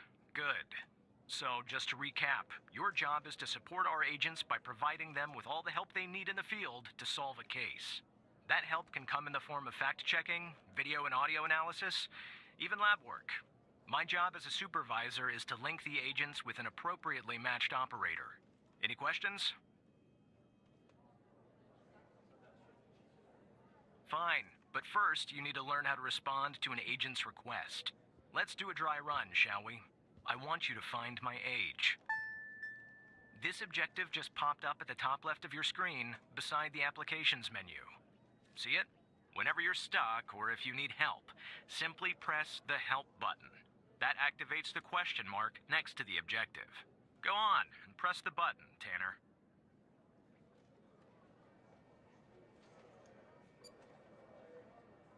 Yes, just like that. You can always press the help button if you get stuck. Though, I'm hoping this won't happen often. I'm giving you access to the human database. The Human DB, as we call it here. You can find this and other tools to help you solve agent requests in the applications menu. Now go ahead, Operator Tanner. Solve my request. Find my age. When you find the answer, press the objective button.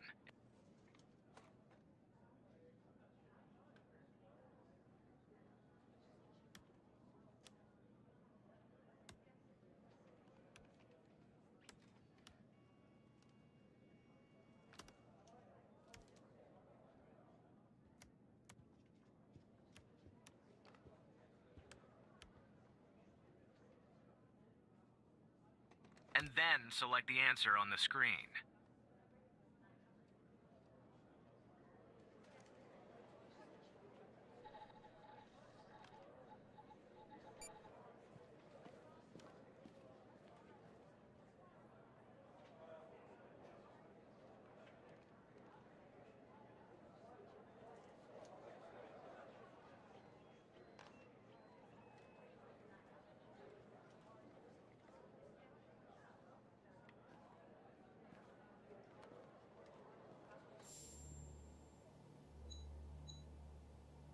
Oh, okay.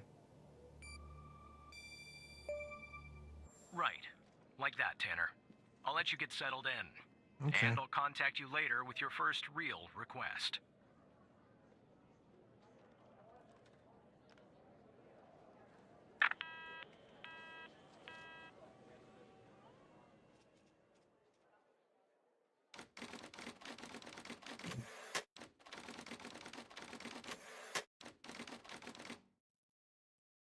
Hmm.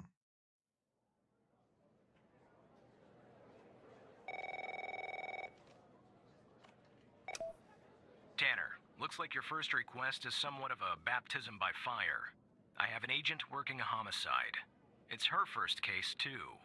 Not ideal, but consider this a learning experience. I'll be monitoring you in the background. I'm sorry, did you say homicide?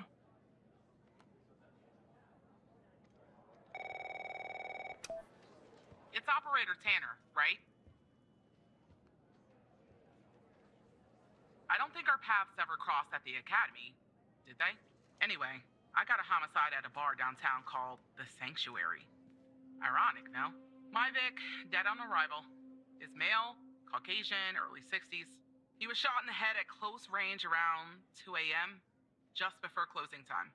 As far as evidence, I got some surveillance footage from the bar, and some kind of list that I found on the deceased. Any chance you can work your operator magic and help find me an ID on the shooter? Thanks, operator. Okay, I'm sending over the files. Good luck.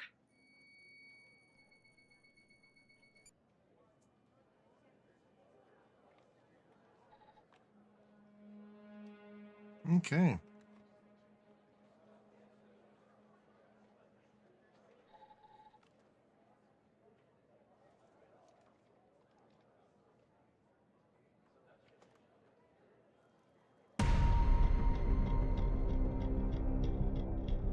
Okay, that's a problem.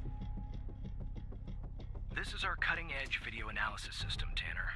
Press the Analyze button on any relevant elements in the video to trigger an analysis. Go on, give it a whirl.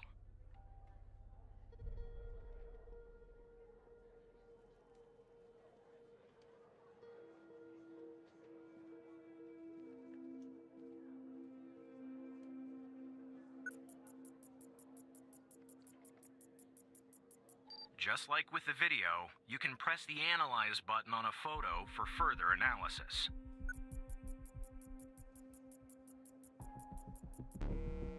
The footage quality is insufficient for a proper ID, operator. You'll need to find another way to ID the killer.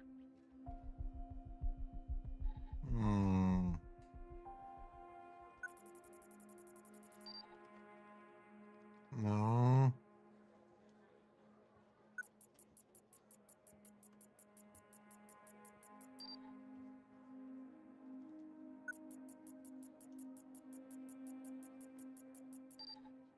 Looks like our victim is Henry Jenkins. For some reason, we can't access his full profile. Unfortunately, for the moment anyway, there's not much else we can learn about him.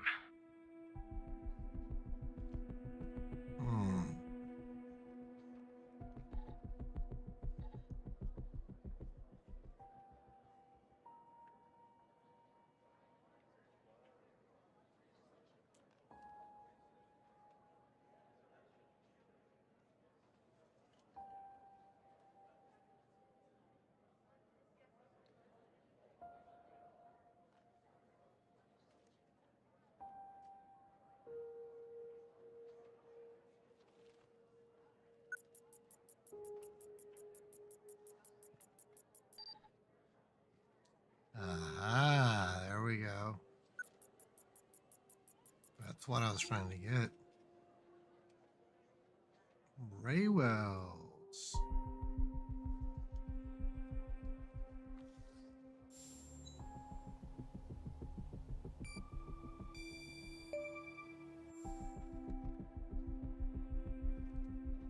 Nice.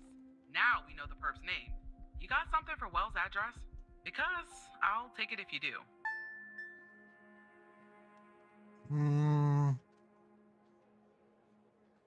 Let's see.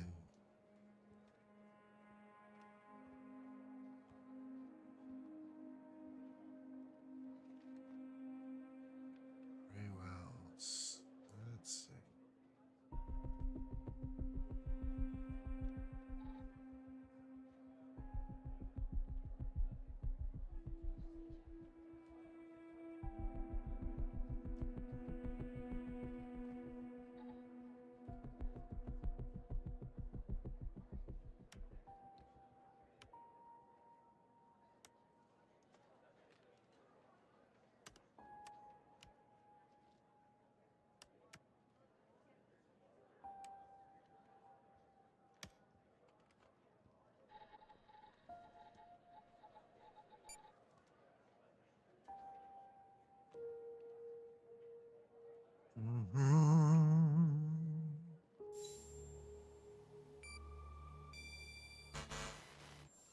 What?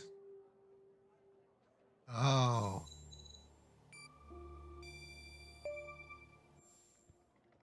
I did a place of birth. Oops. Yeah, that'll do. Nice work. Next up bring Wills in. I'll keep you updated. Thanks, Operator Tanner.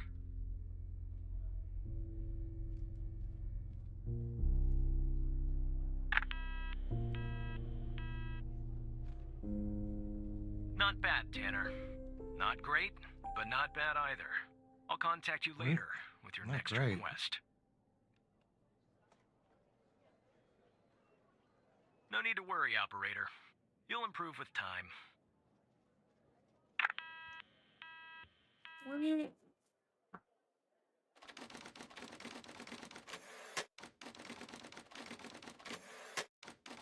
Just because I did that one thing, place of birth.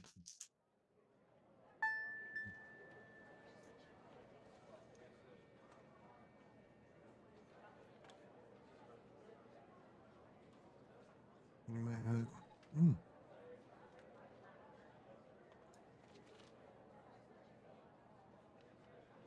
Ooh. Tanner, I need you to follow up on an investigation started by a previous operator. I'll let the agent working the case bring you up to speed.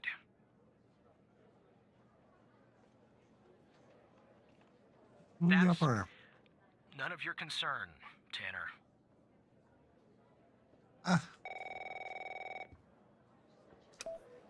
Oh, please. Tell me you got something. Oh, hello, you do. God damn it! Who are you?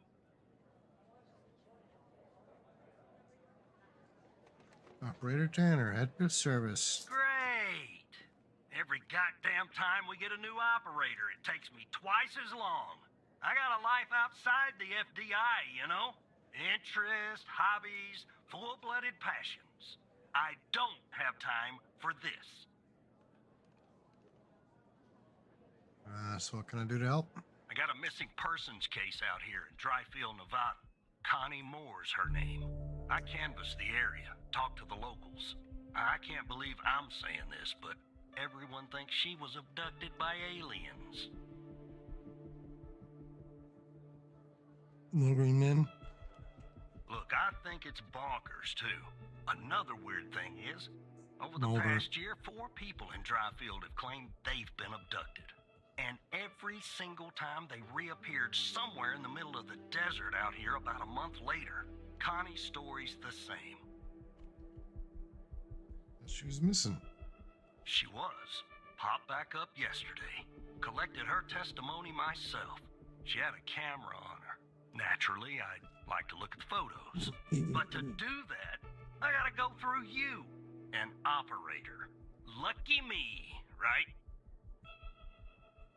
Right. What I'm looking for. There's something off about all this. I mean, beyond all the talk of little green men. Just look for something that doesn't add up, okay?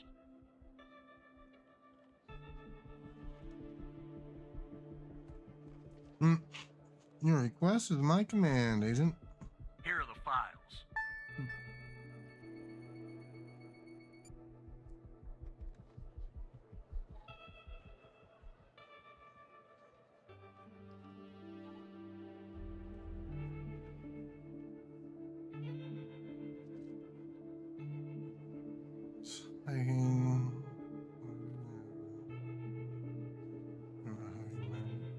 Camera. You know what else you remember about that day in the desert? It's a little blurry. We'll hike around the mountain area. Feel the sun area. I'm taking 2 photographs. Then I heard the sun noise from the sky. I looked up, barely had time to take another photograph. 3 photographs. So I fast shoot the UFO. Nearly answered the east. So I decided to head over and see if I see anything else and we get a photo of them. It's taking me an hour and 45 minutes. You know where it landed. And then what? I'm not really sure, to be honest. This is where my mind goes blank. I don't know. I know some kind of room and I can't move.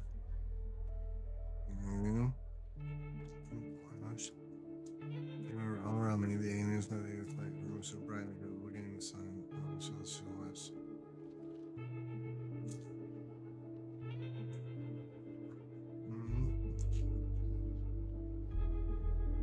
me something was off. They were all too tall and thin. Disturbing, actually, I couldn't see their faces. What about that? I remember, entirely white. Aseptic, smells for like a hospital. Doors and windows, nothing, just whiteness. Want me to start me such characters that make sure you keep asking me questions over and getting questions. My life family beliefs, the other thing is we do to the humans. Remember, that thing was sort of mechanical. The machine they're using, I mean, damage to my. There's a clamp to my head. Well, a little bit hurt. Is anything else coming? Not really. Remember, I'm waking up in the desert outside dry field.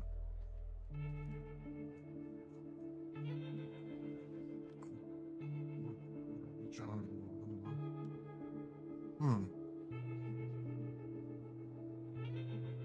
Okay.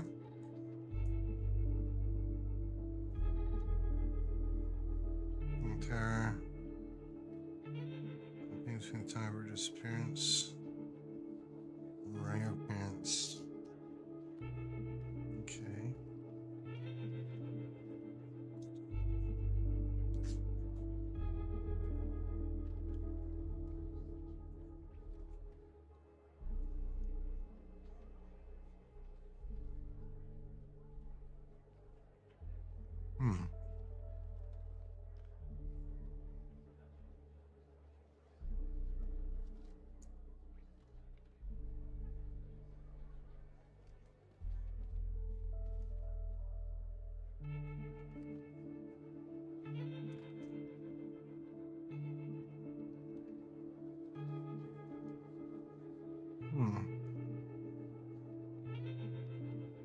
Well.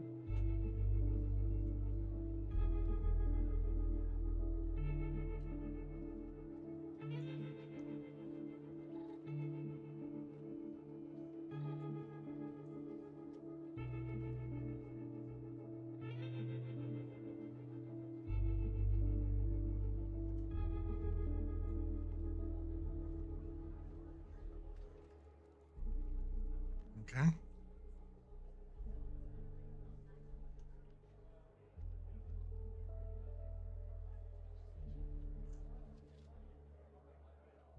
Mm-hmm.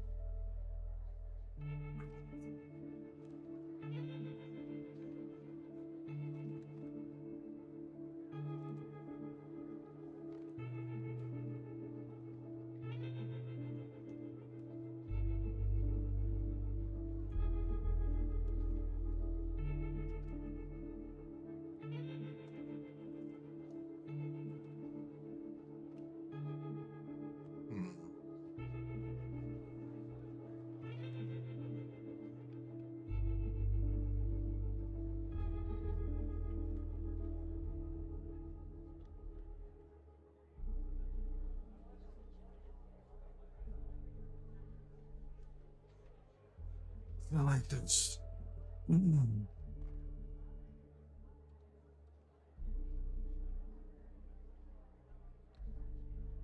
Yeah.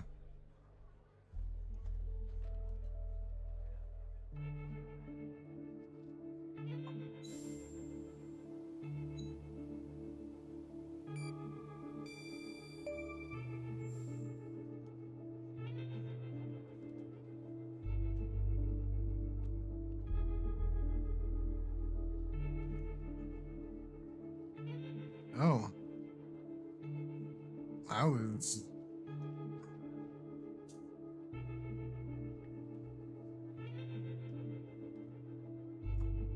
Jackpot. Connie said she took that photo the day she disappeared. Clearly, she didn't. Maybe the aliens did funny things to her brain. Maybe her brain was funny to begin with. Do me a favor. Locate the position on the map where she supposedly snapped this photograph.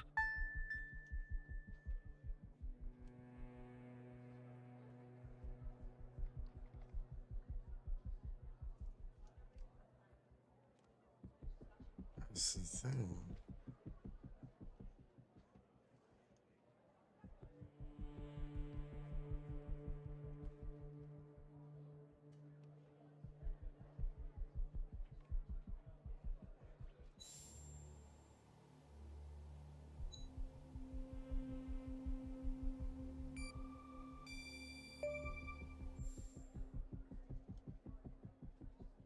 All right.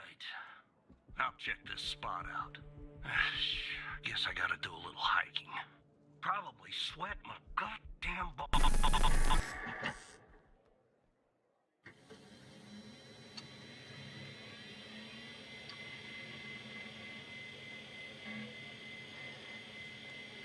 Reboot.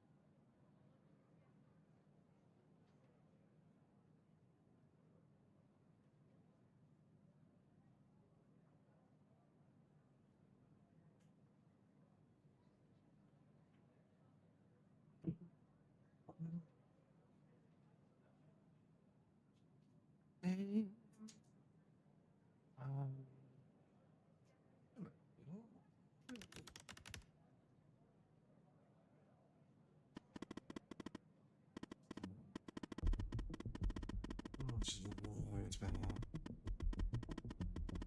you see my cool graphics. Hacking in the FDI.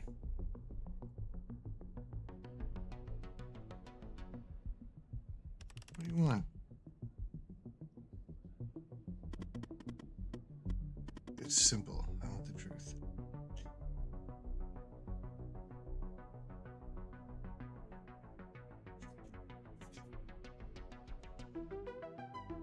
We're talking about.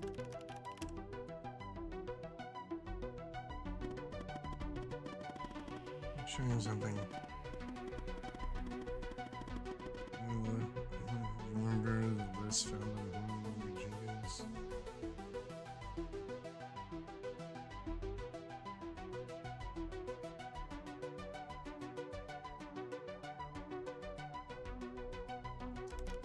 List.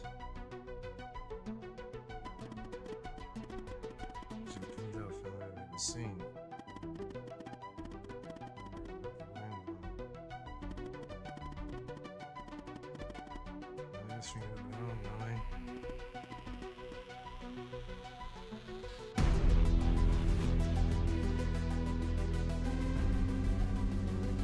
The abducted woman.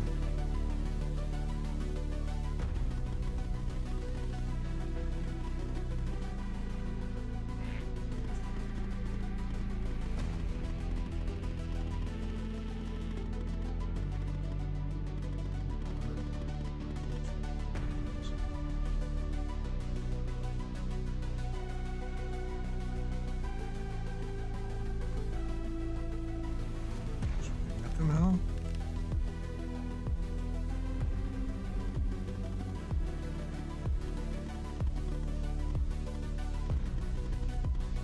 Maybe an annoying fly.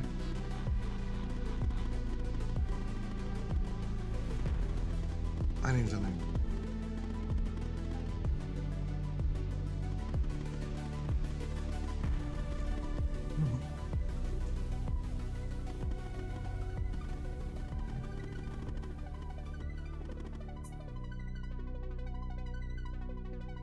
Let's oh, go. Tell me more.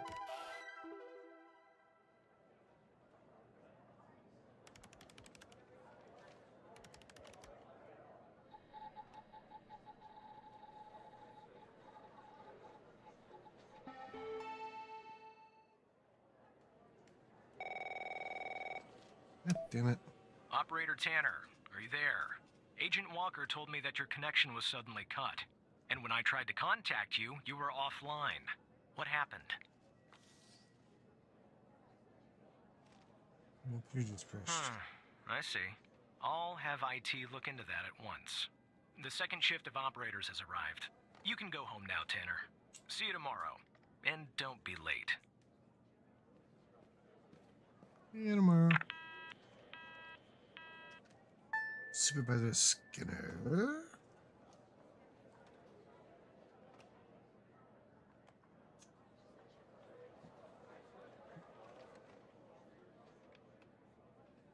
I still wanna. Here we go.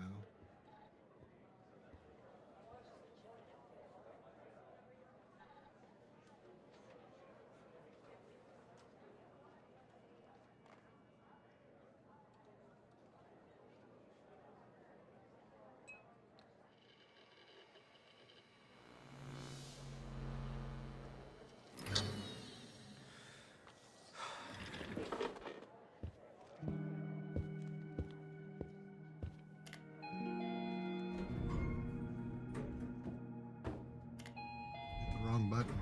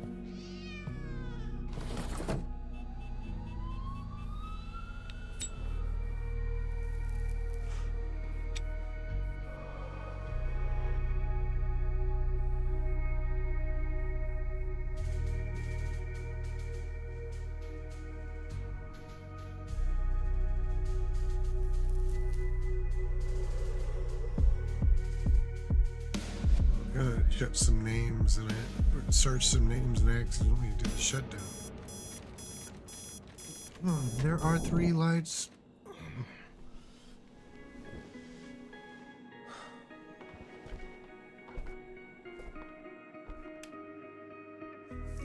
Apparently, my in-game persona needs glasses worse than my real-life persona.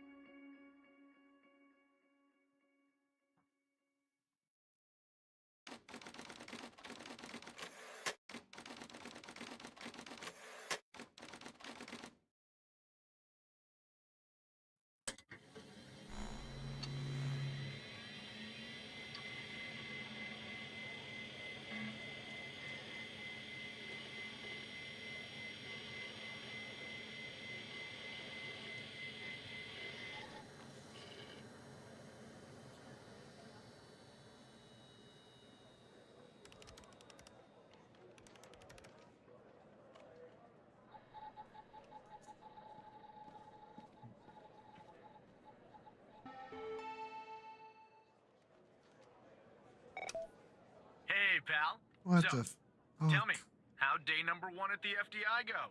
Everything you had hoped for?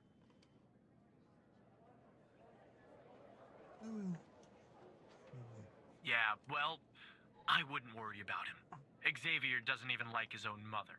To be honest, no, I probably shouldn't say anything. Well, between you and me, we're thinking of making a change at the supervisor position. You know, Evan, if you play your cards right, maybe, just maybe. Ah, sorry, buddy. My phone's ringing off the hook here. I gotta run. But hey, great job. And Come on. just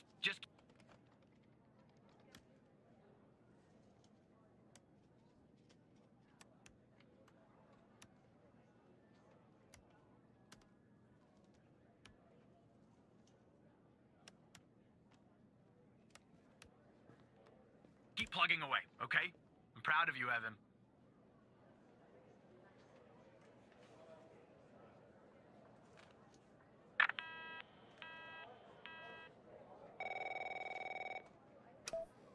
Operator damn. Tanner, Agent Pendle has an update on yesterday's case. I'll patch her through in a moment. But before I do, I wanted to let you know that from this point on, you'll talk to the agents directly. Time to cut the umbilical cord. However, as your supervisor, I'll still be in the background monitoring your activity. Gosh. Good morning, Operator Tanner. So you remember Ray Wells, right? So I checked out the address you gave me, but no sign of Wells. Then I get a call from Vice, and guess what? Wells was found dead in a downtown parking garage early this morning. Shot. Point blank range. Now I'm working 2 homicides, and it's my first week. Welcome to the FBI, Alexandra. Anyway, the garage has cameras, and I got some footage of Wells. That's the good news. The bad news? I don't have all the footage. Sort of weird, but part of it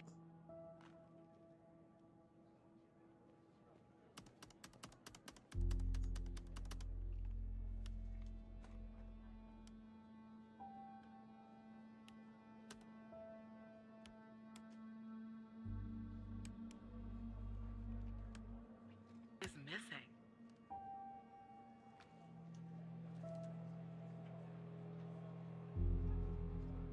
I don't know.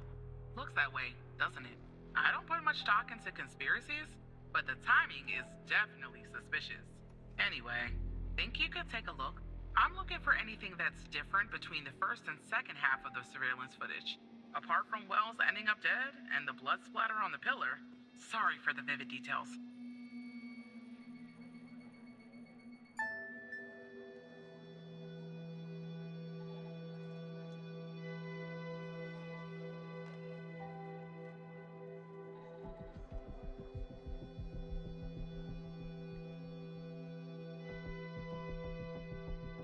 Dude.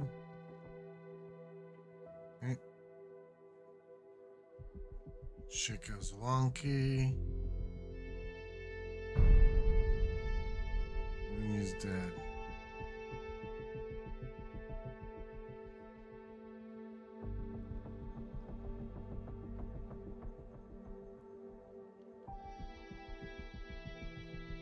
Anything that's different.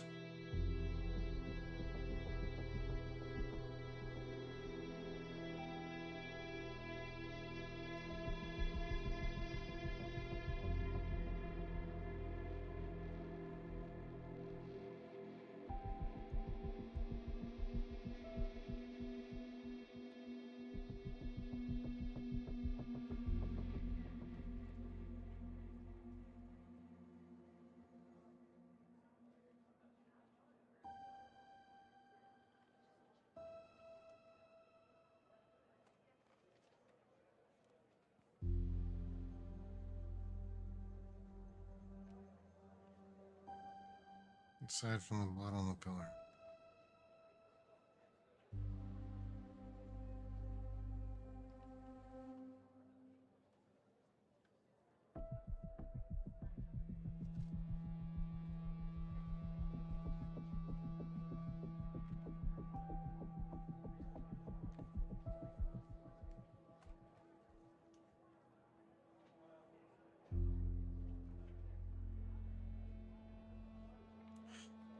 Not.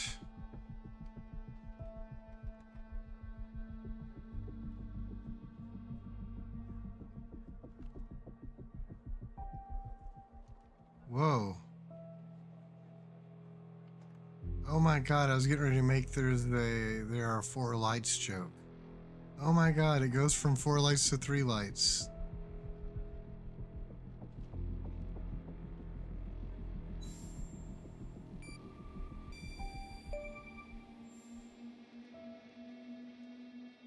Look at that. Give me a sec, operator. I'm gonna check this out. She's there. In the garage. I just found a bullet lodged in the light's framework. I'm sending you a photo. She is. Oh my god. Can you run an analysis and tell me what kind of bullet I'm looking at? She's there in the garage.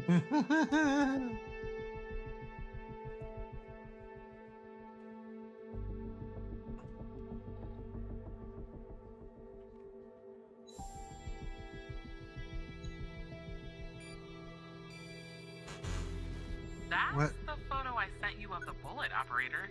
Can you analyze it and tell me what type of bullet it is? No.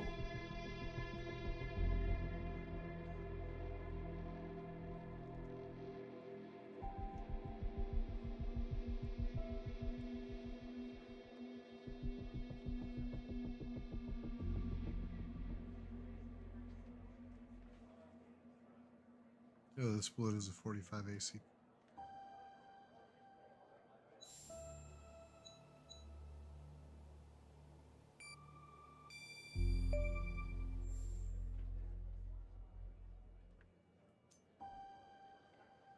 .45 caliber? I believe that's what the military and police use. Well, that's something anyway. Thanks for your help, operator. Appreciate it. If only we had all of the footage. Anyway, I should get back to the scene. Keep 45 digging and see if you can ACP, find that's like anything else about our perp. probably 90% or more of the firearm owning public.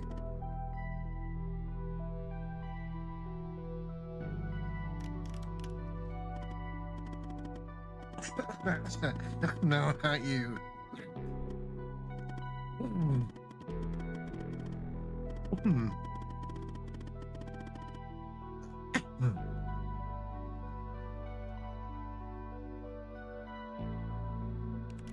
What do you mean? Gonna come and go.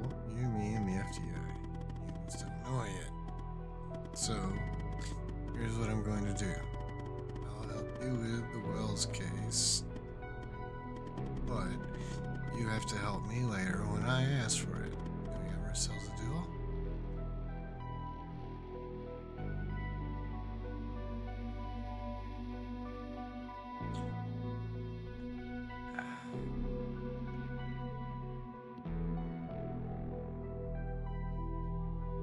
Could you help me? Access to the surveillance footage in the garage. What? On the foot. Wait, what?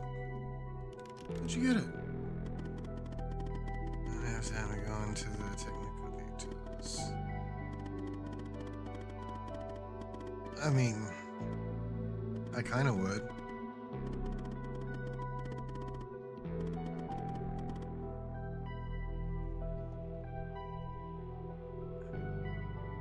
Can't do anything illegal.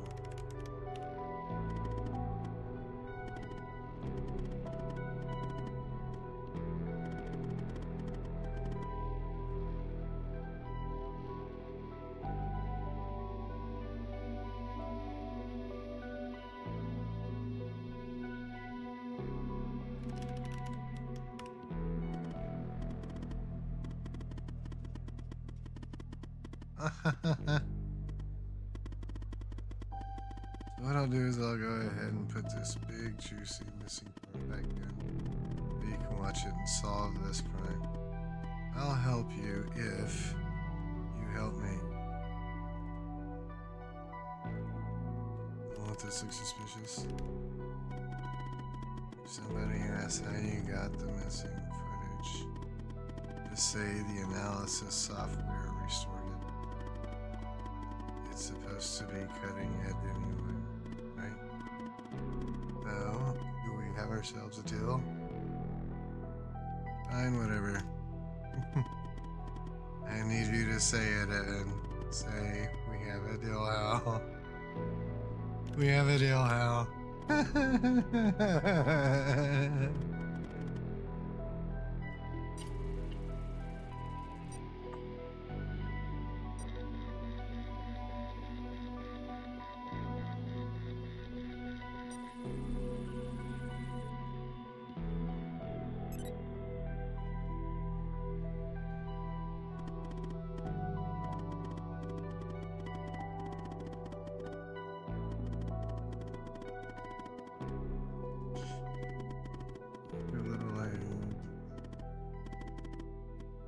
So then,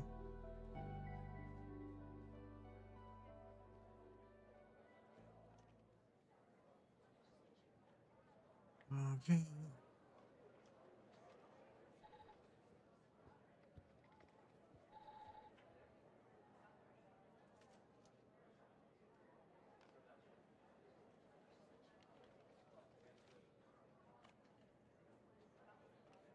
There we go.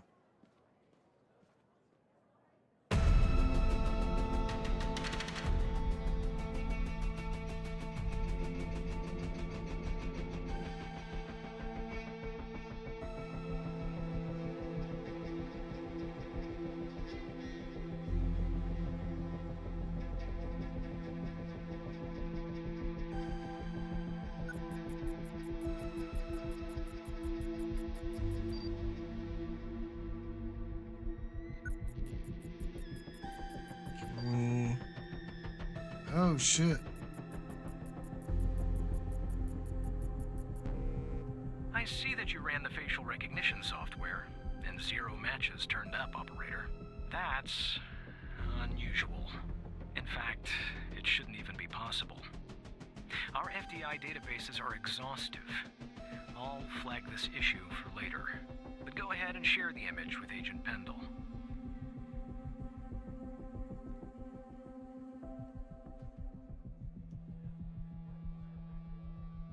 Shit.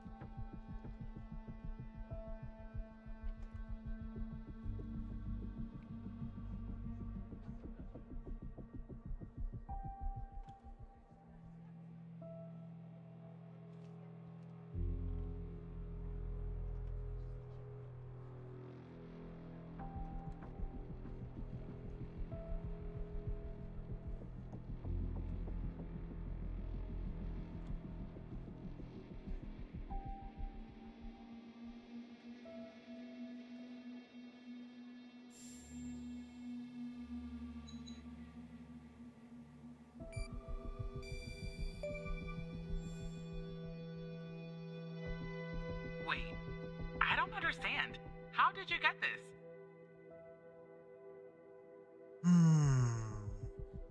Software recovered the missing part. Well, this is huge. Thanks, Tanner. I'll canvass the area immediately. Maybe someone has seen our Prince Charming. I'll talk to you later. And thanks again. Don't mention it. Really, don't mention it.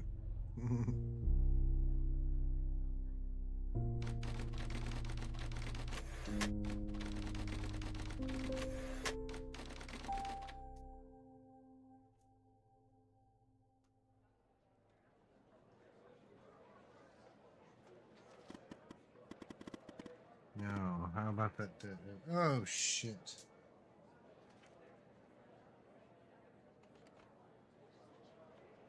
Ready? I'll be later. Oh, yeah, absolutely. It's gonna.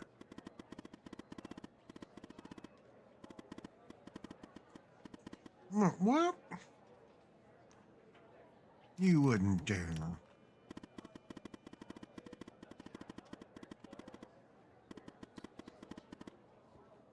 Okay, okay. I know.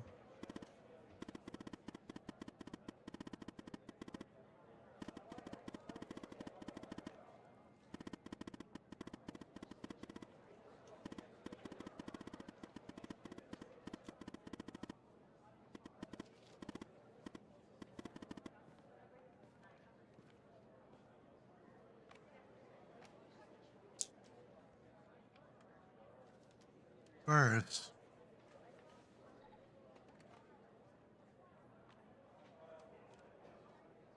What? How? Huh?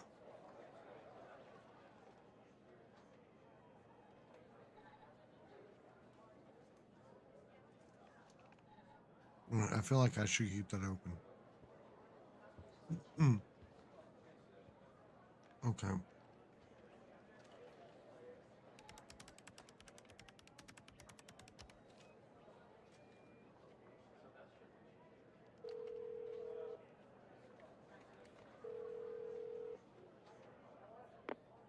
Hello, Operator Tanner.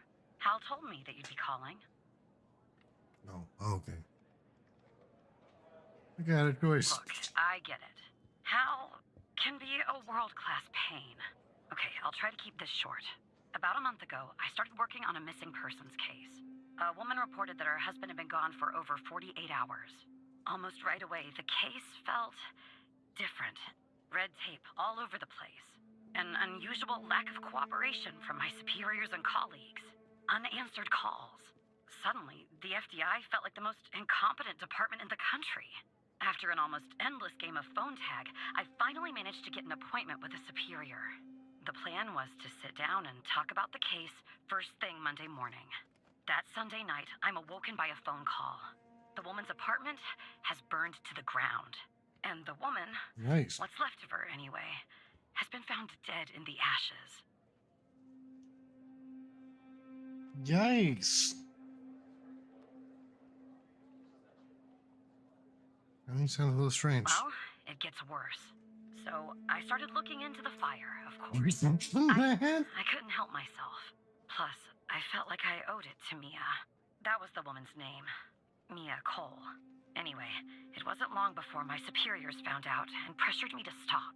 They told me the fire had been ruled accidental, the result of faulty wiring in our oven. They told me I was wasting my time and precious FDI resources by looking into it, and said if I continued, I'd end up pushing papers in a basement somewhere. But that fire, Operator Tanner, that fire was no accident. I can feel it. Mia was murdered. I just have to prove it. Yeah. That's where I'm hoping you can help me.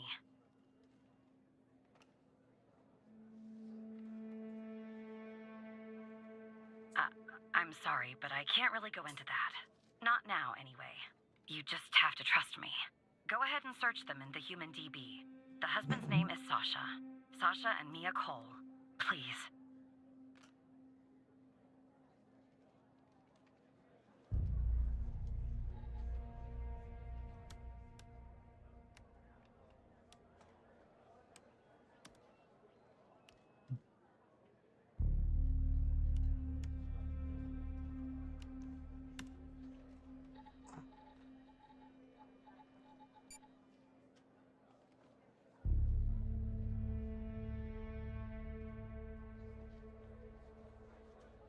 Interesting.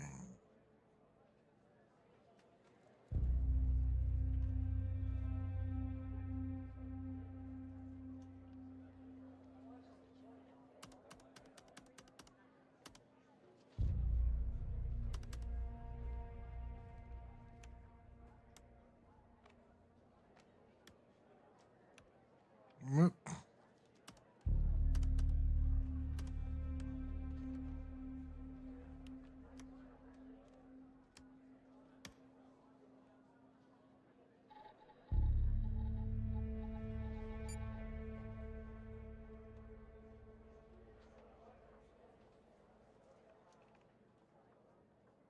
Just another coincidence, right? Look, I don't know why, but someone doesn't want us looking into Sasha and Mia Cole. But we have to, Operator Tanner. It's our job. Who's going to do it if we don't? Can you help me find proof Mia's fire wasn't an accident? Can we access You'll your take a case look then? files? Oh, thank you. Absolutely. As far as how to access the case I mean- files, that's not really my area of expertise. I've been breaking the rules since day one. Fuck it.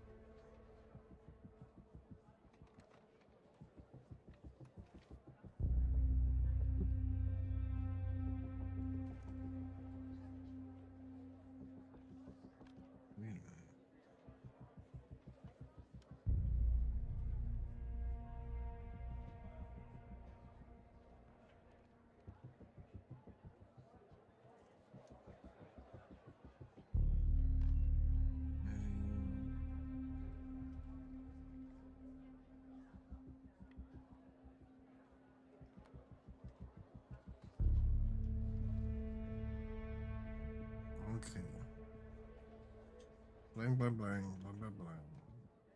Stand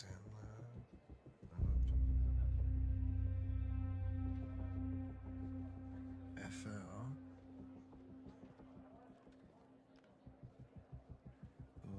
Black cases where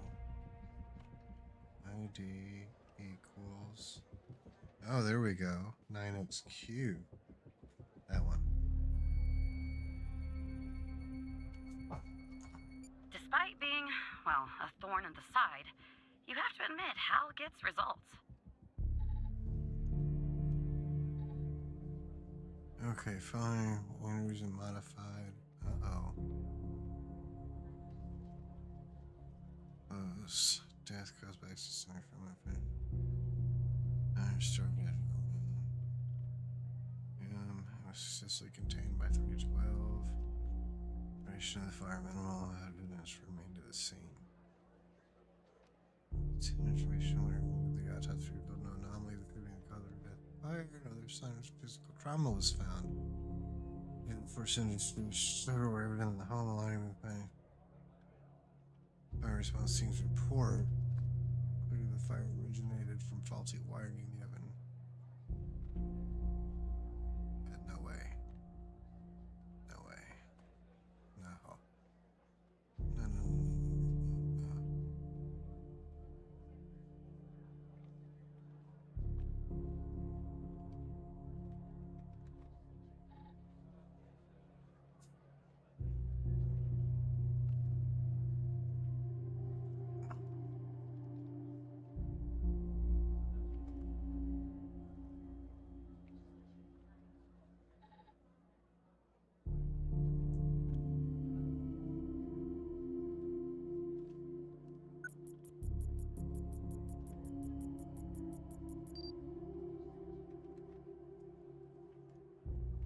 Of course.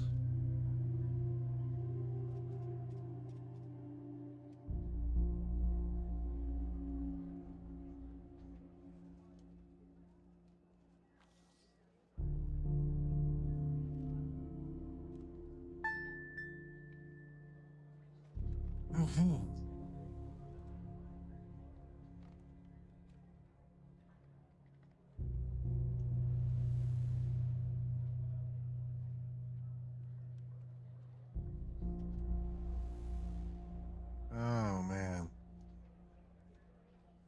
Open the chemical sample. We have automatically given this port. You can find it with the other applications in the top left menu. Please review the user manual range in the chemicals. These documents in personal drive.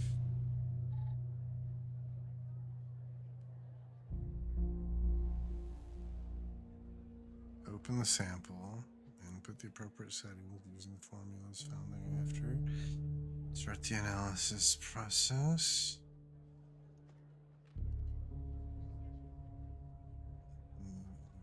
Input the results from the scan.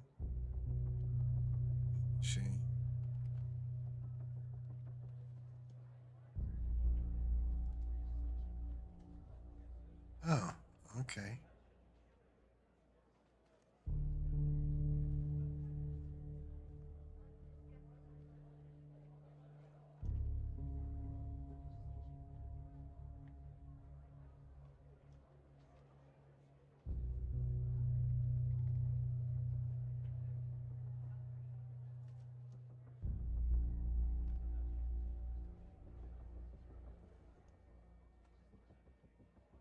Move this a little.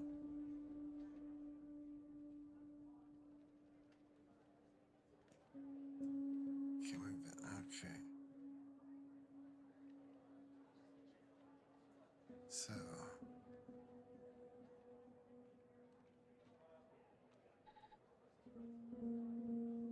I need to close some shit.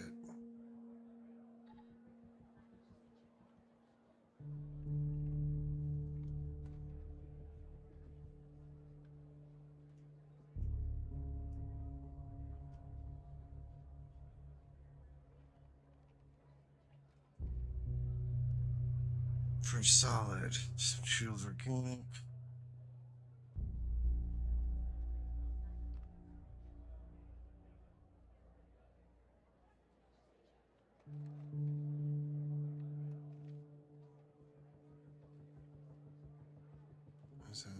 materials organic.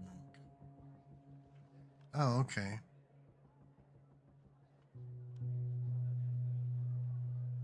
It's typically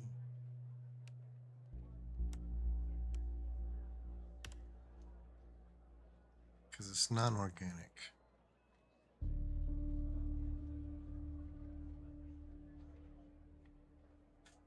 Delta V.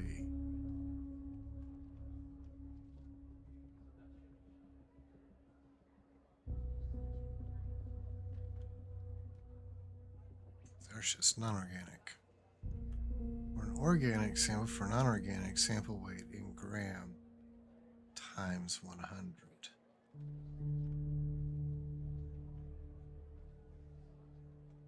Gram times 100. So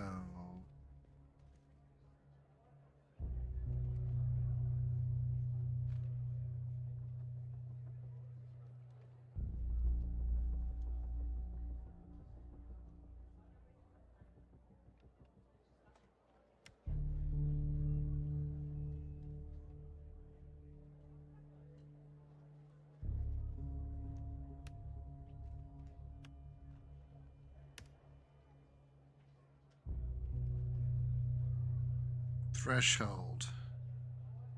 Solid samples, half of the delta V.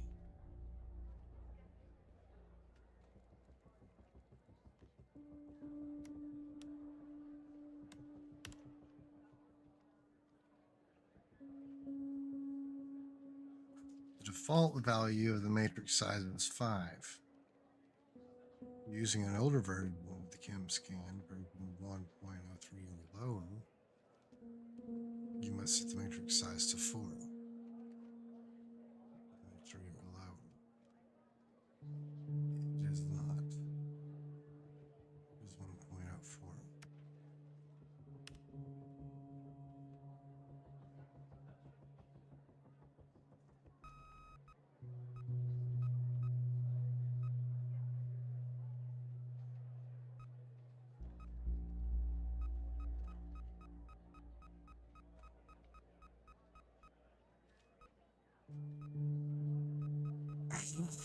Ion cannon.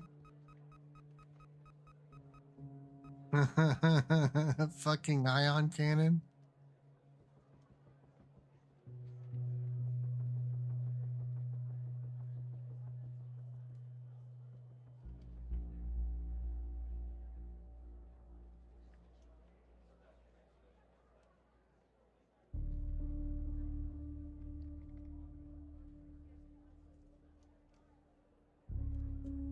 ChemScan LCA will give as a result of that a frequency response curve and additional sample characteristics such as pH, radioactivity, etc.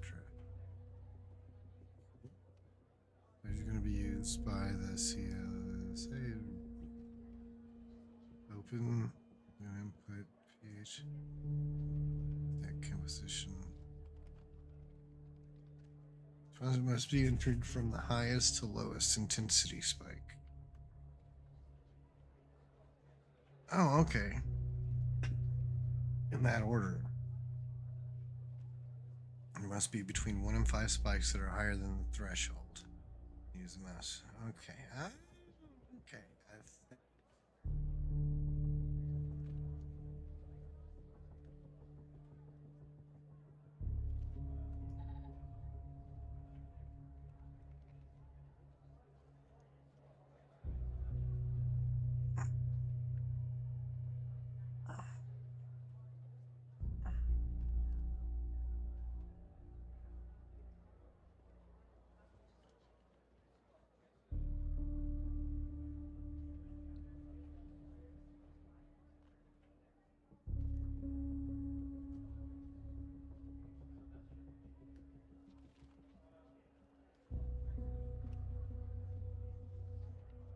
Okay.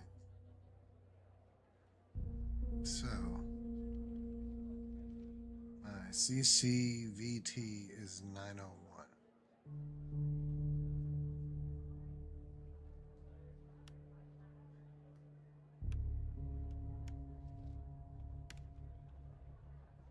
My pH 6.5.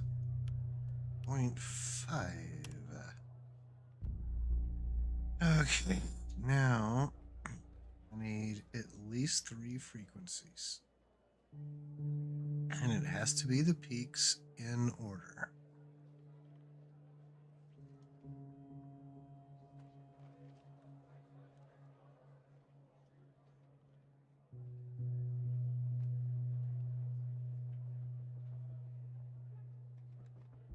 .27.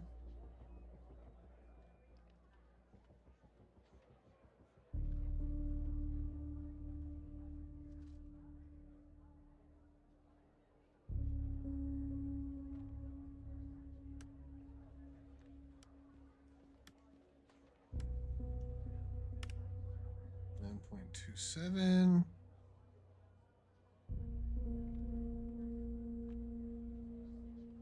then this is the next one. 2.47.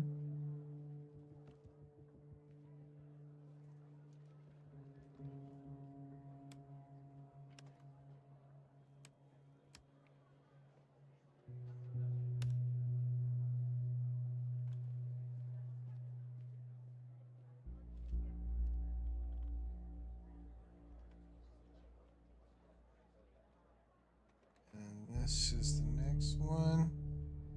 1.51.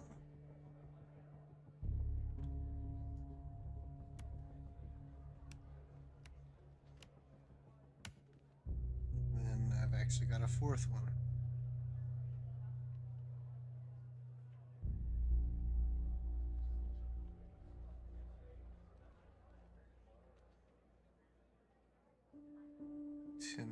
.60.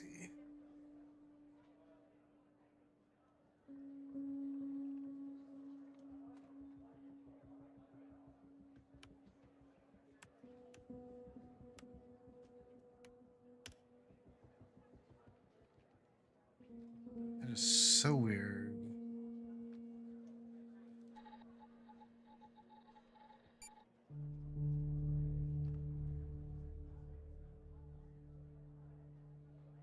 Aha.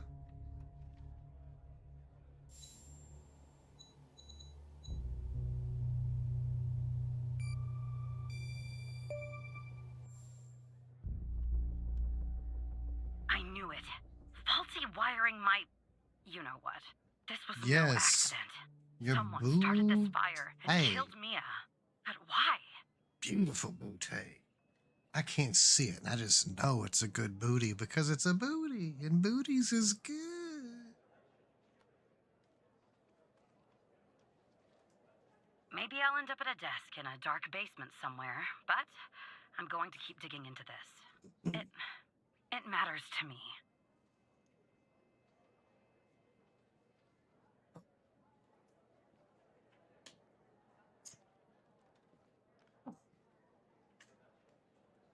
I grew to know her. Mia, I mean. With our line of work, you try not to get emotionally involved. That's what they teach you at the academy anyway. Almost from the start. And usually, I can turn the switch off. I learned to do that. Feel nothing. But with Mia, I just never could. She wanted to be a singer, she told me. That was her dream. And I'm not exactly an expert, but she did have a good voice. Really. She was just into the person. Wanted to find her and have fun. And then something else happened too. Sasha disappeared. She was 3 months pregnant. Always needing to be. The thought of her raising that child on her own after everything that happened got on her. And one day, she and the baby were suddenly gone. Someone killed them, Operator Tanner. Someone killed Mia and her baby. Yes. Are you still there? Yes.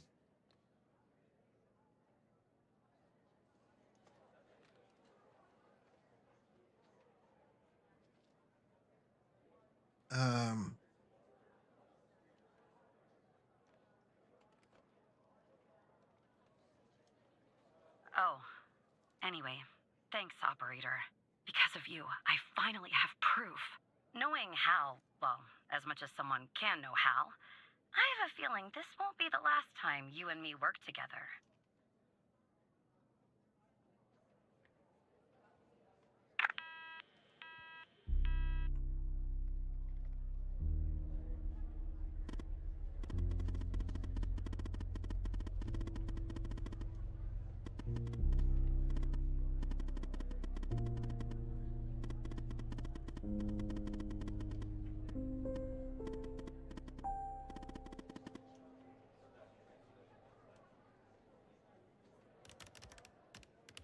It does seem suspicious, yes.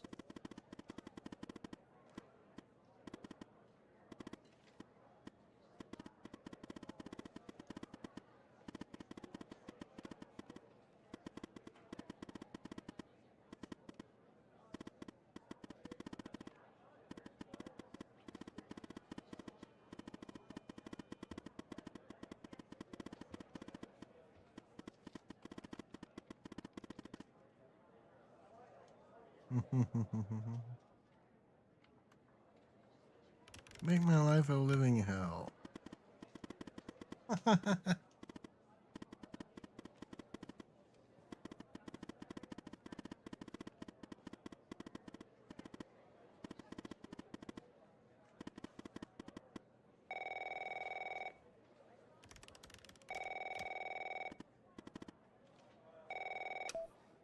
Operator Tanner, can I have a word? Sure, Mike, what is it about? I see that you've been looking into the database entries for Mia and Sasha Cole. You want to tell me why?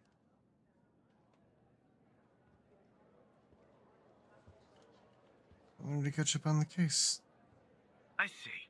In the future, I want you to avoid anything related to Sasha and Mia Cole. It's a closed case. A total waste of your time. And if by chance something else pops up concerning the Coles, and this is very important, It looks like legal. come to me right away. Understood?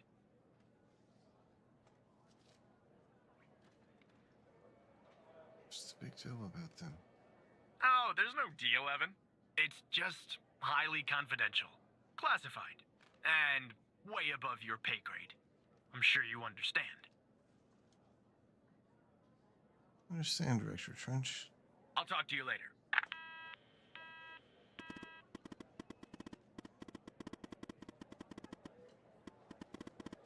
No, at that time it wasn't.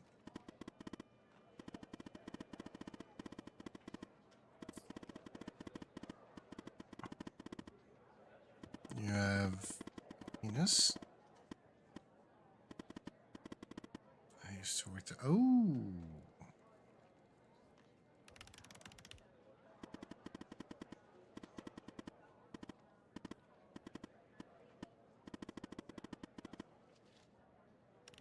I do know how.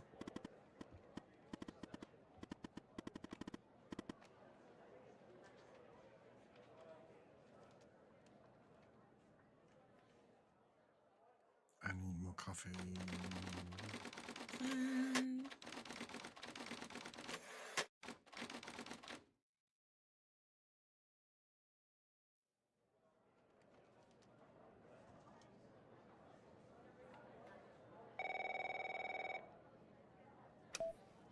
So who the hell am I talking to this time? Tanner here, Agent Walker. Good. You haven't been fired. I was afraid I'd have to explain this goddamn case all over again. I went back to where Connie said she took the photo in the desert. You remember, right? Yeah. Where she said this, flying saucer supposedly landed. I didn't find a flying saucer or any aliens breathing their last wheezy breaths or anything like that. But I did find something else. Something disturbing? You could say that. You could definitely say that. I found stones. A bunch of stones lying there on the surface of the sand. I'm no geologist, but they look funny to me. Like they'd been moved. Put there for a reason, you know? So, I call it in. Because I'm sure as hell not gonna dig myself, Tanner. Not in this suit. A team arrives an hour later, and they start digging. Sure enough, under one of the stones, they find a body. Advanced state of decomp. They dig under another stone. And lo and behold, this time they find an entire skeleton. Turns What out the? we're standing on some sort of desert graveyard. How many corpses are out there? Hard to say, but I counted more than 100 stones. If they're all grave markers, well, I'll let you do the math. Found a body and a skeleton? Yeah, messed up, right? And judging by the size of the skeleton, it belonged to someone young, Tanner. I went in the wrong order with that confirmation. Look, I won't beat around the bush. What? The medical examiner has finished a preliminary report on the skeleton, and they found what they believe is a photo of the victim in the sand, buried there by the bones. Never seen that before. Any chance you can take a look at all this and get me an ID, Tanner? Consider it done, Agent. Let me send you the files. Well, it's taken a while. Hard to access the satellite out here in Roswell. Dryfield. Okay. Looks like it went through. About What? goddamn time.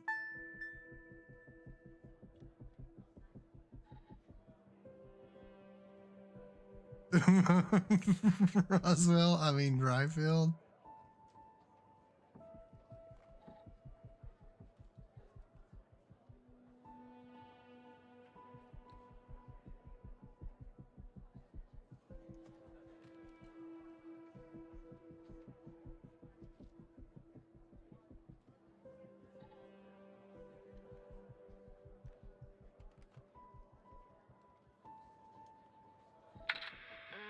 The skeleton appears to be female, estimated at 9 years of age.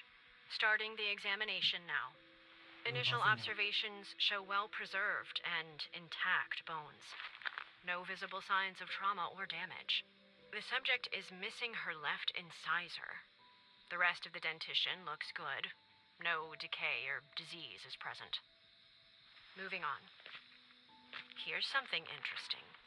One of the metacarpal bones on her left hand, the metacarpal 3, has a slight curvature. You don't see that a lot.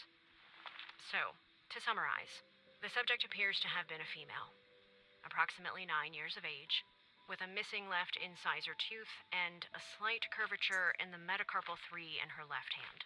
Based on the level of decomposition, the body appears to have been buried for approximately 6 to 8 months. Further testing and analysis is needed to determine the cause of death.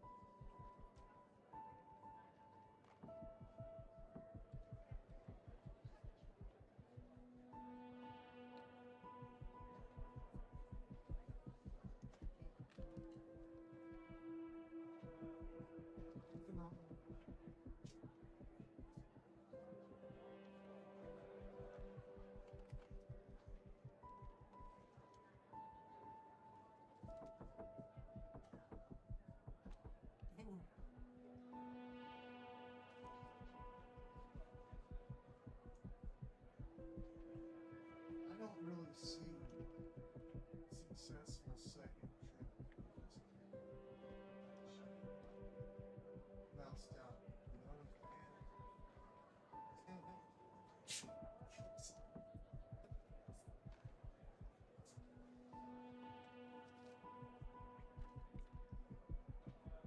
yeah, that shooting crunch. That's like the problem.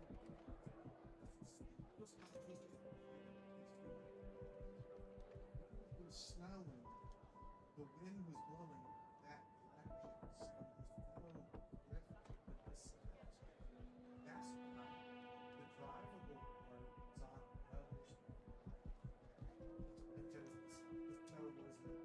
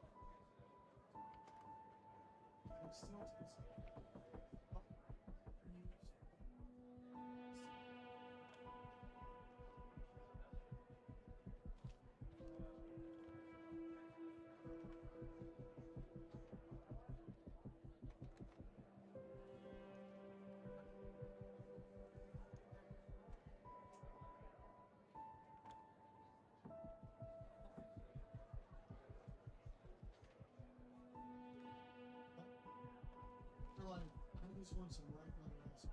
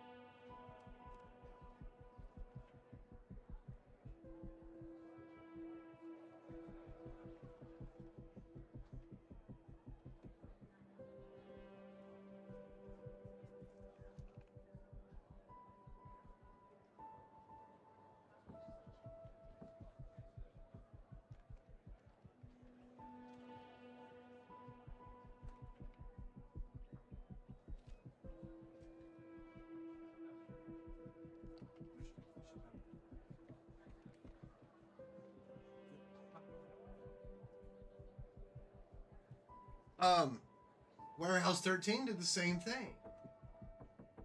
It started off, every episode was different, but then there at the end, they were doing this thing where like 4 or 5 episodes would just be this one.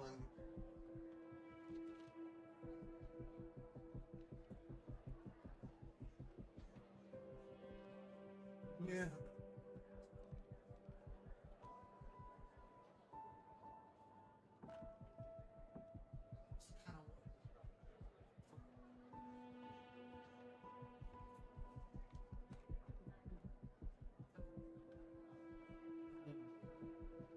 The Canadians actually did a show like that. I'll have to look it up. I forget the fucking name.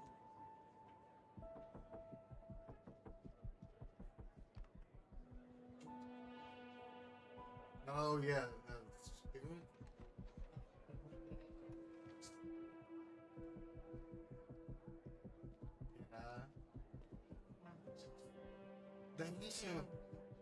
they also did that one with the trying to save the future.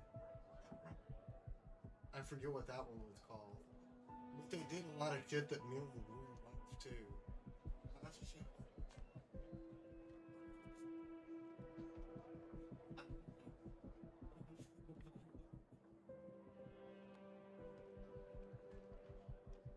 There's a cool thing that they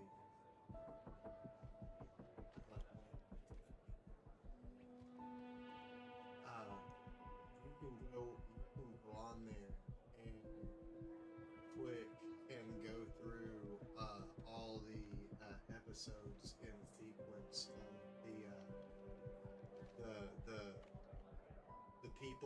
the people that got transported into the AI video game onto the spaceship. Oh. Yeah, you can go through and watch like that arc. Yeah. Yeah.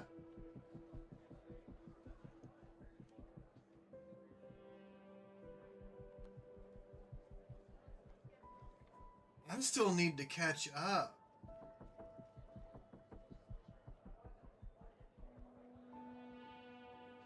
Which doctor is the gay black doctor? What number is that?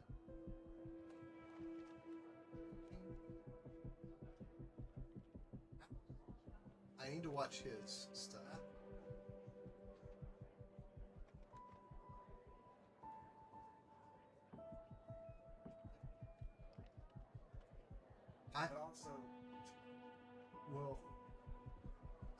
I've only watched 2 episodes past Jodie's final episode. I forget the Black Doctor. But I've only watched 2 episodes of it. Well, 2 episodes. It was like, well, you know how the sequence goes. Like when they switch to a new doctor, they do the holiday specials before the proper season starts. Yeah. Yeah. Yeah. So I've only I saw the episode where he was first created, then I watched 2 episodes past them.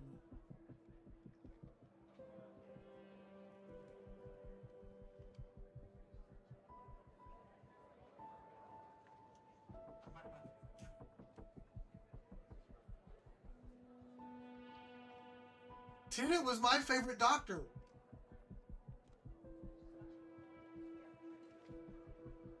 Oh yes. Protect the dolls.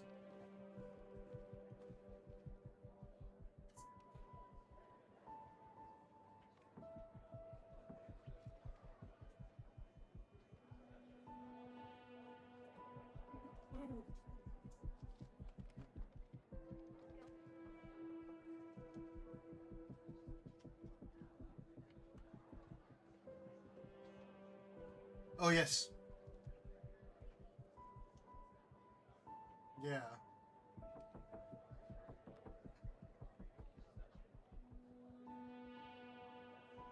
Captain Jack.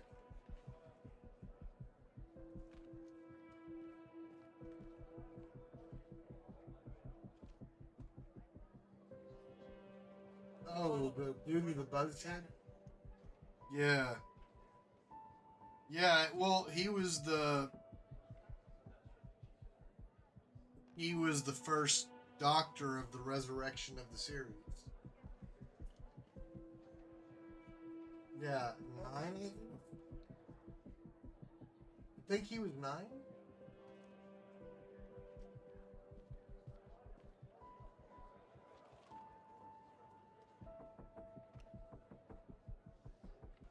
I think you're right.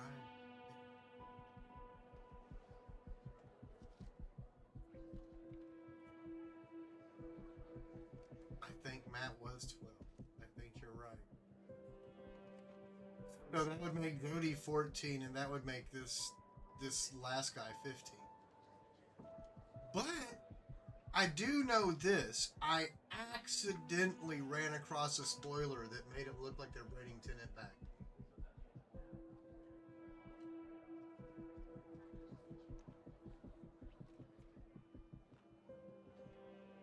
Apparently, the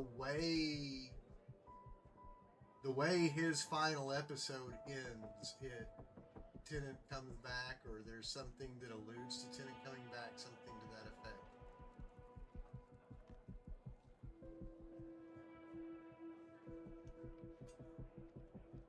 Well, let me just say, me personally, Tennant's my favorite Doctor.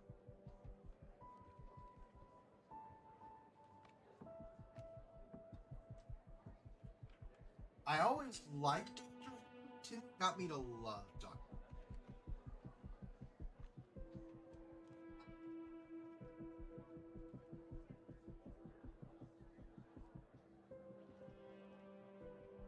Who. And he is an outstanding character actor. He acts with his entire body and every inch of his face.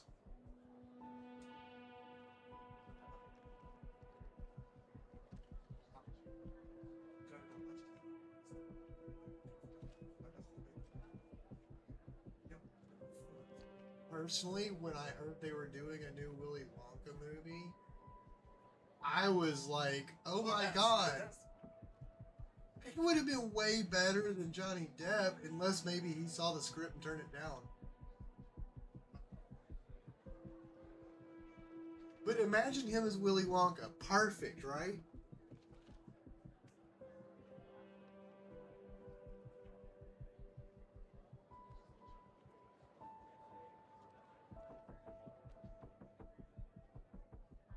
He would capture the magic that Gene Wilder would capture.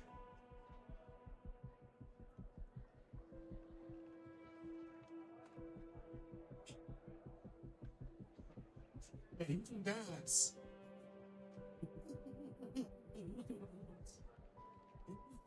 Dance very well. He can sing very well.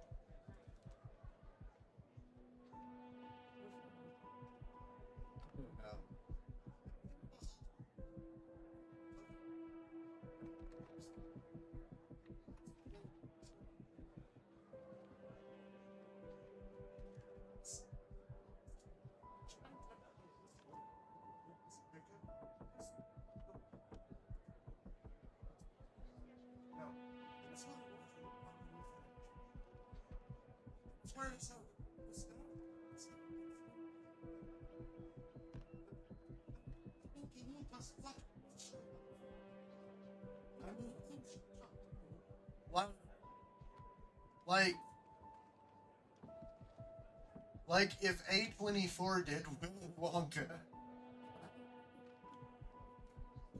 Or Bloomhouse.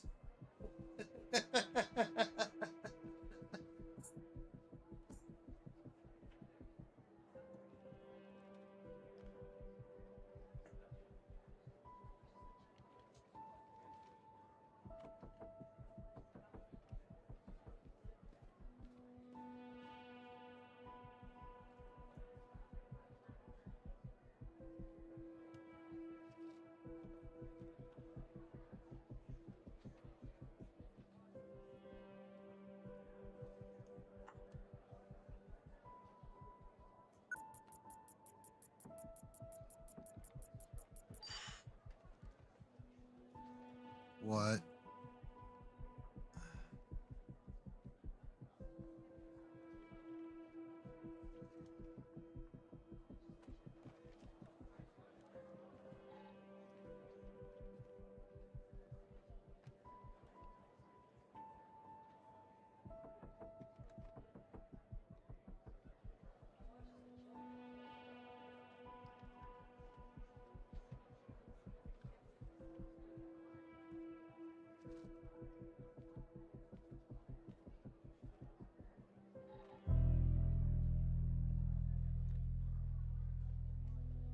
I'm right.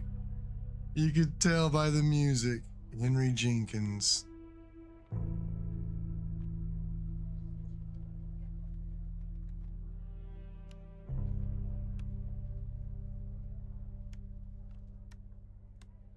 Ha.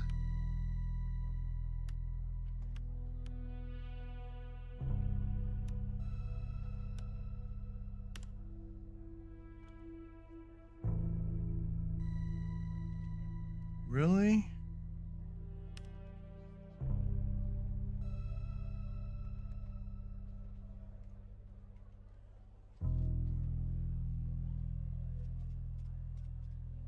Unless it's that name X'd out right there.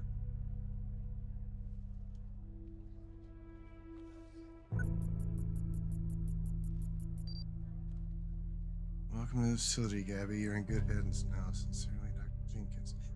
Gabby.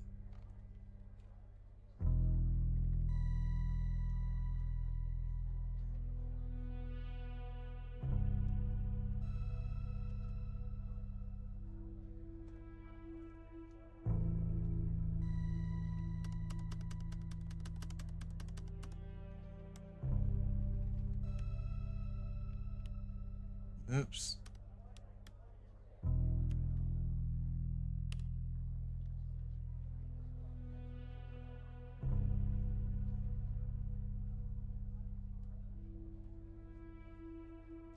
Gabby Bruce. Oh, shit.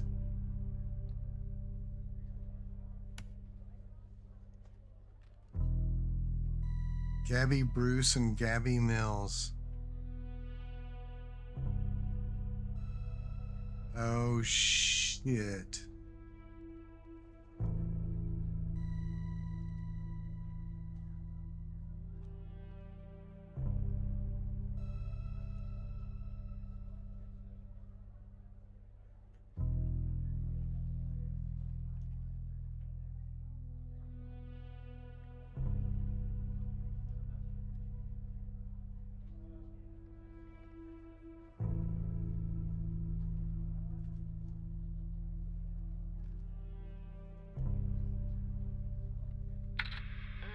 The skeleton appears to be female, estimated at 9 years of age. Starting the examination now. Initial observations show well-preserved and intact bones. No visible signs of trauma or damage. The subject is missing her left incisor. The rest of the dentition looks good. No decay or disease is present. Moving on. Here's something interesting. One of the metacarpal bones on her left hand, the metacarpal 3, has a slight curvature. You don't see that a lot. So,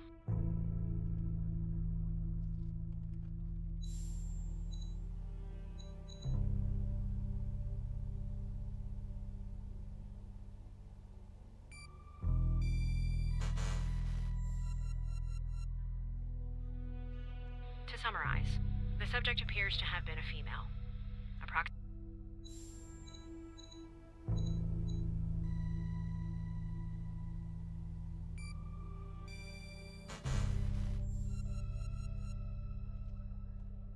9 years of age, with a missing left incisor tooth and a slight curvature in the metacarpal 3 in her left hand.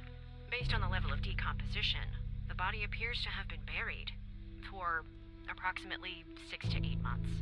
Further testing and analysis is needed to determine the cause of death.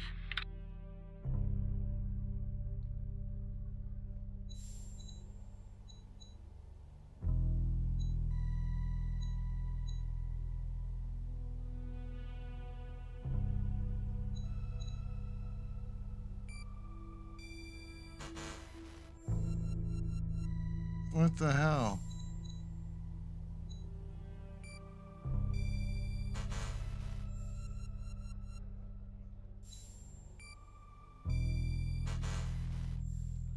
Yeah, that looks like it could be the first name. But I'll need the last name too. I'm thorough like that.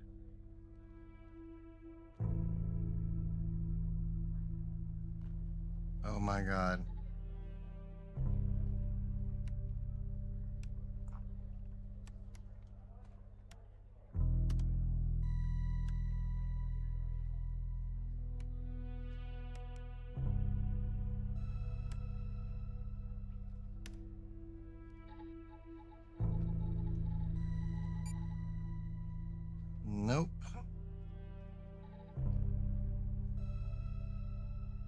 was the other one?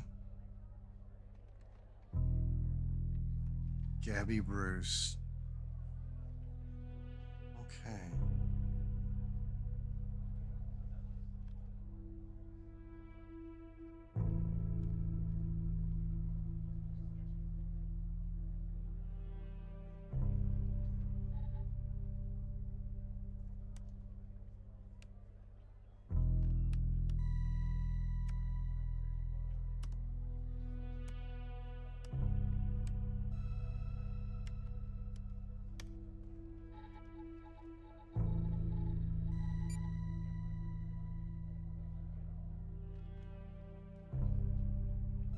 Definitely.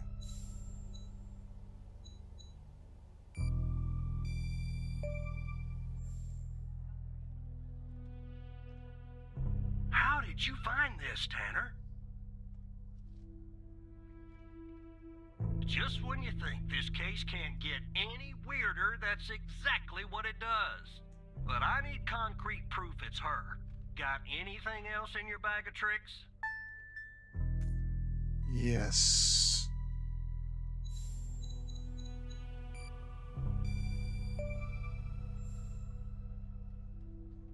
I'll be damned. 9 years old, Tanner. Breaks your goddamn heart. What the hell is going on out here? And what's a connection to Connie? Okay, the examiner has just finished processing the second body I was telling you about. The one in the advanced state of decay. Let's see here. Adult male, early 60s. Ah, they got an ID on him. Quentin Spence. Want to see if that name is on your magical list too?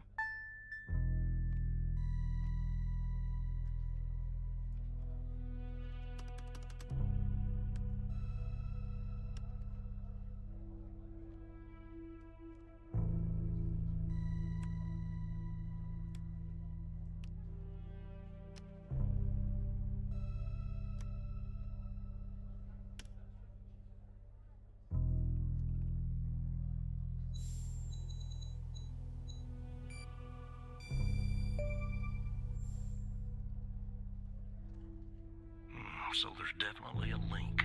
I see some of the names have been crossed out. Can you figure out what that business means?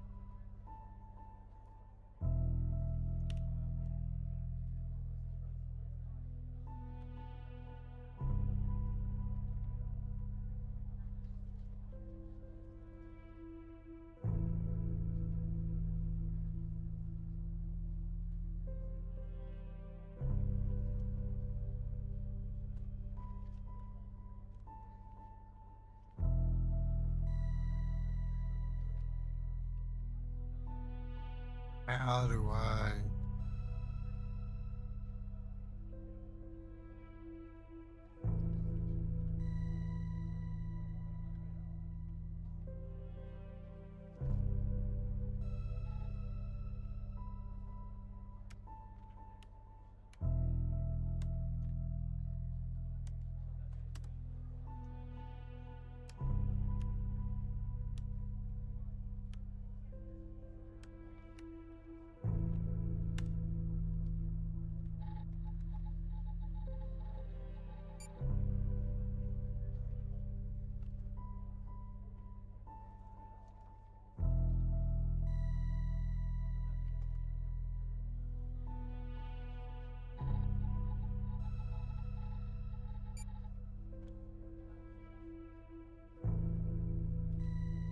Hmm.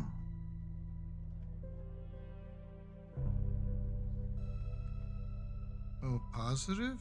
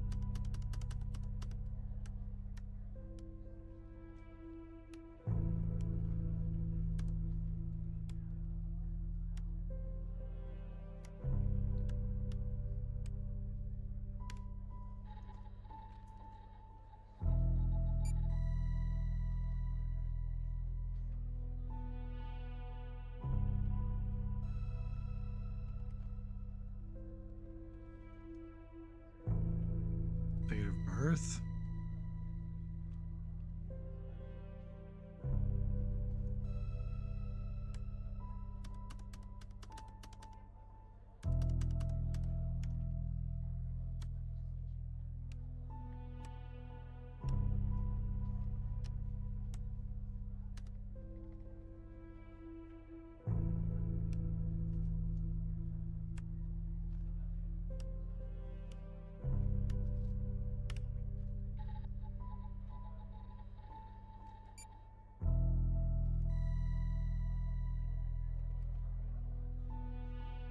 Nope.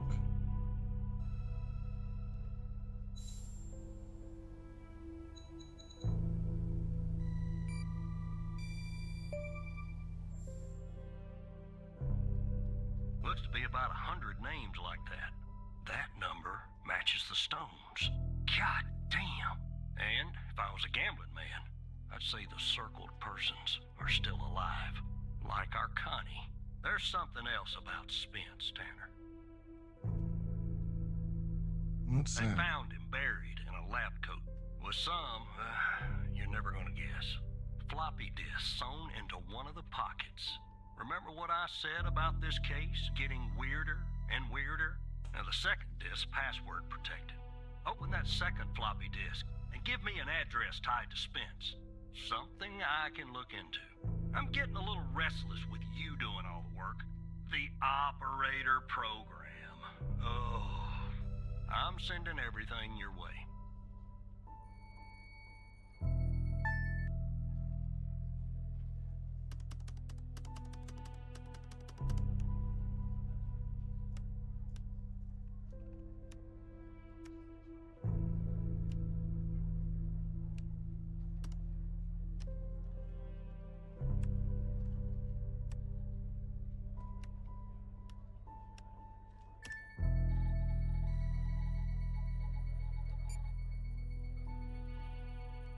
There you go.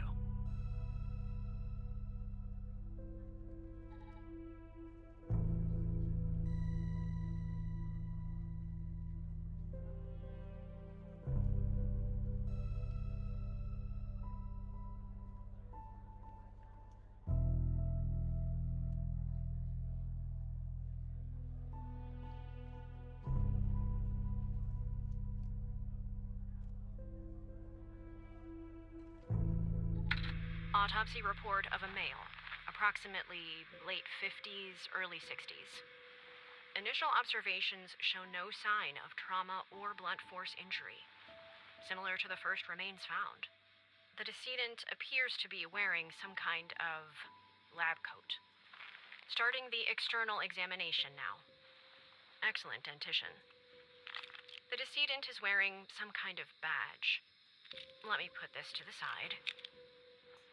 Abdomen seems healthy, with no signs of trauma or injuries. The lab coat seems to contain a hidden pocket. There's something inside. It's sewn shut. I'll open this with my scalpel. There. There appear to be 2 floppy disks inside the pocket. Strange. In my estimate, the body has been buried for approximately 2 to 3 months, based on the level of decomposition. At this point, the cause of death is uncertain. Further testing and analysis is needed, including toxicology reports, before I can provide a conclusive determination.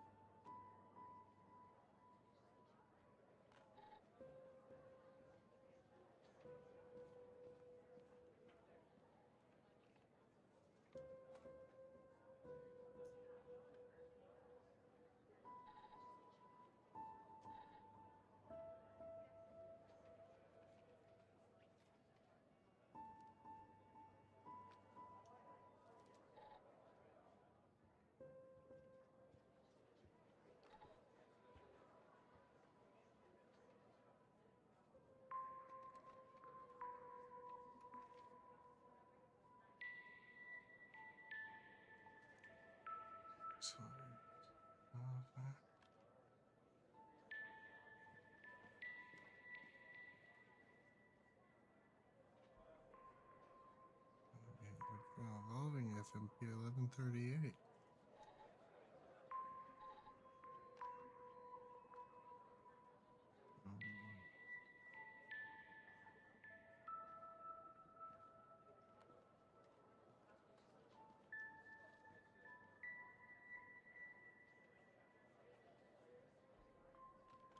I see. Still passing.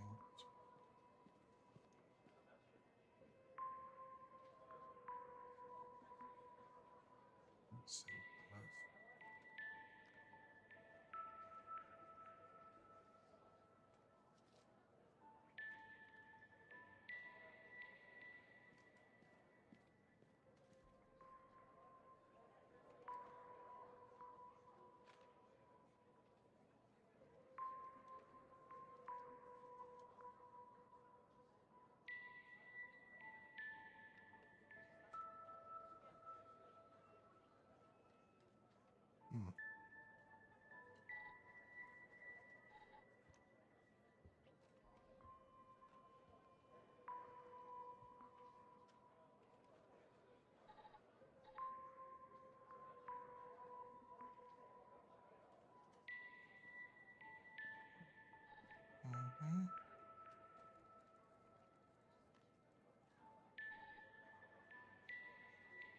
Enter password.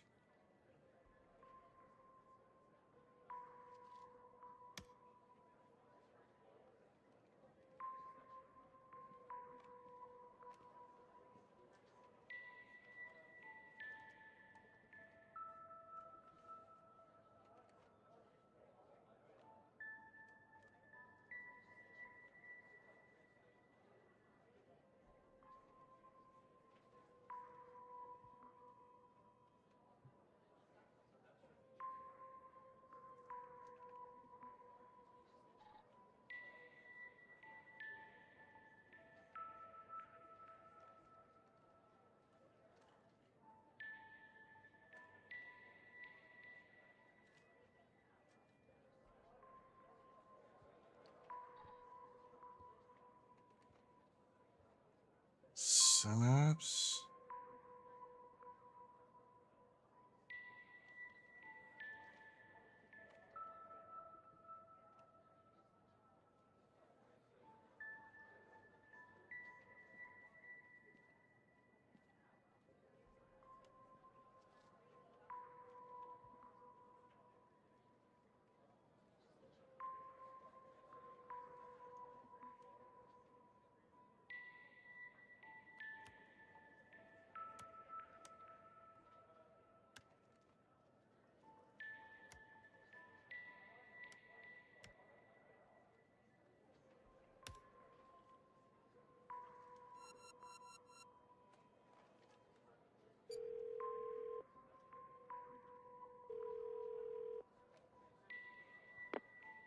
The symbols and file names written on the second floppy disk look to be there for a reason, Tanner.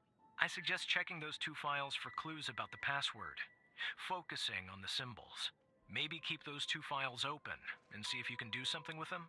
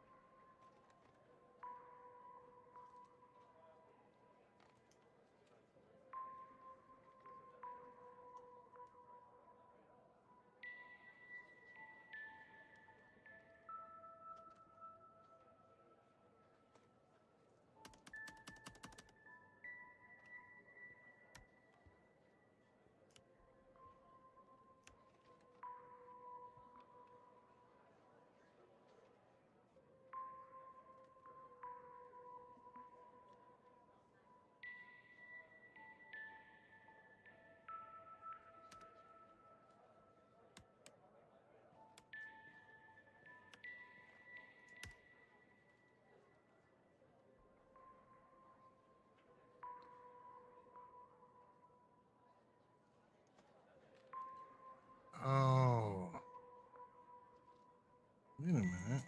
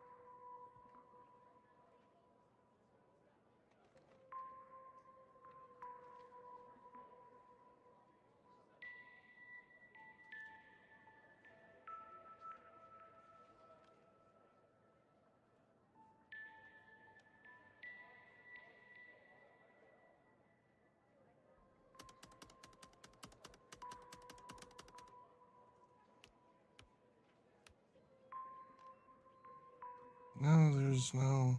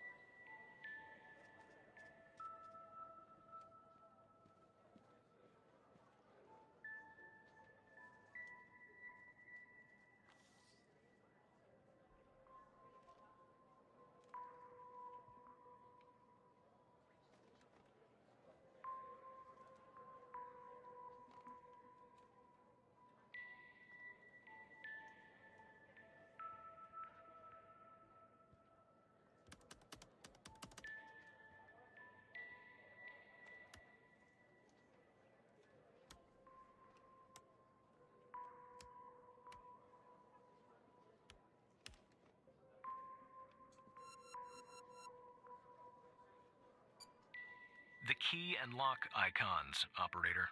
They must be important.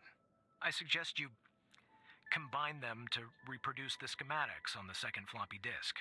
My hunch is that the content is not very important. Just the part with the icons in the two files mentioned, FMP 1138 and Res 2.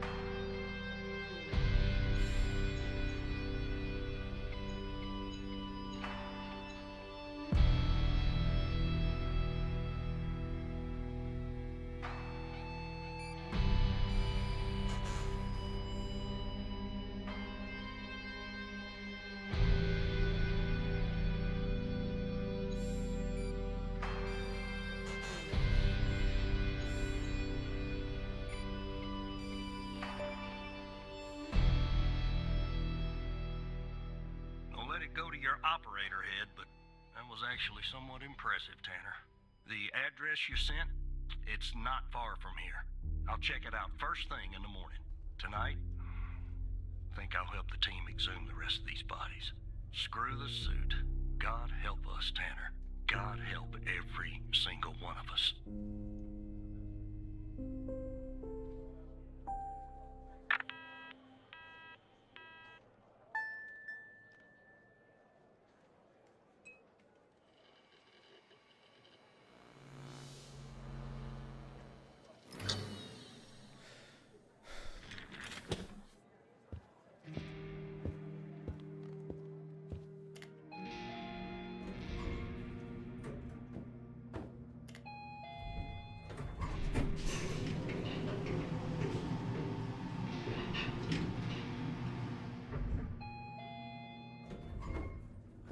Look, you need to do something about it.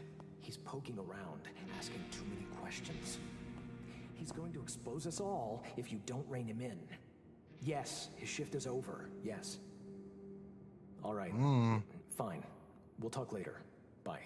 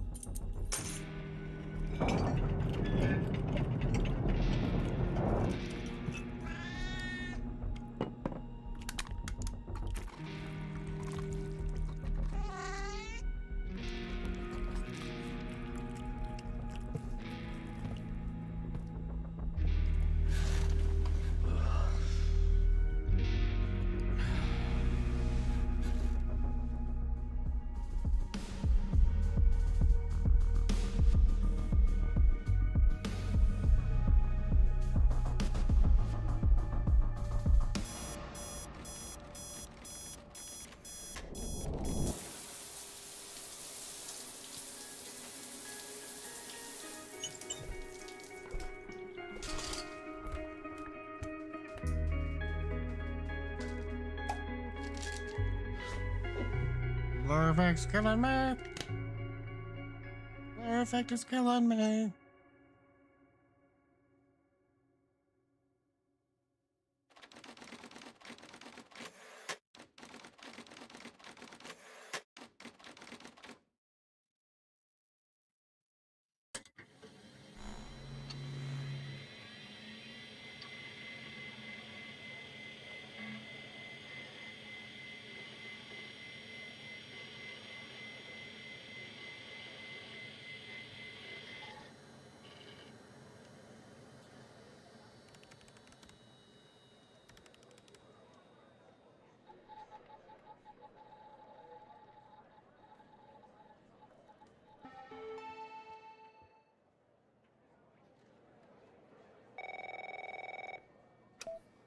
Good morning, Evan.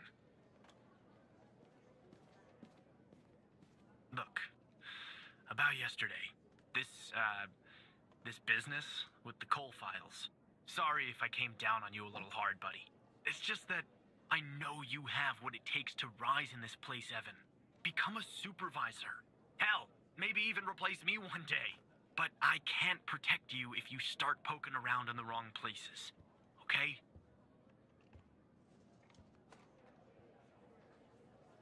You a little stress a ticket? Yeah. Yeah, I guess I am. It's this job. It can be a real killer. Well, I'd better get back to it. You have a good one. All right?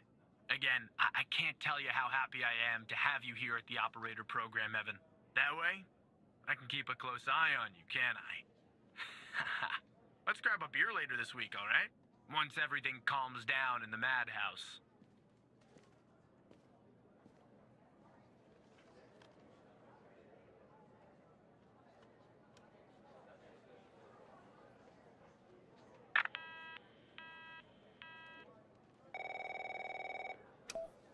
Operator Tanner, That you? Tanner, did you give that address out to anybody? Well, somebody beat me to the facility, Tanner. Wait, what happened? The BioM facility burned down last night, Tanner. Up in flames.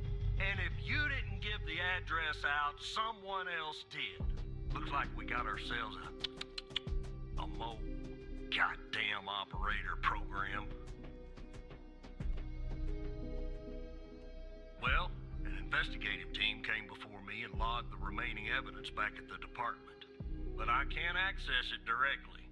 I'll have to go through the operator program. Heaven on earth, Tanner. Heaven on earth. From what I can tell, there should be some security footage there that should shed some light on what happened here. Hopefully, it won't be too hard to prove this was arson.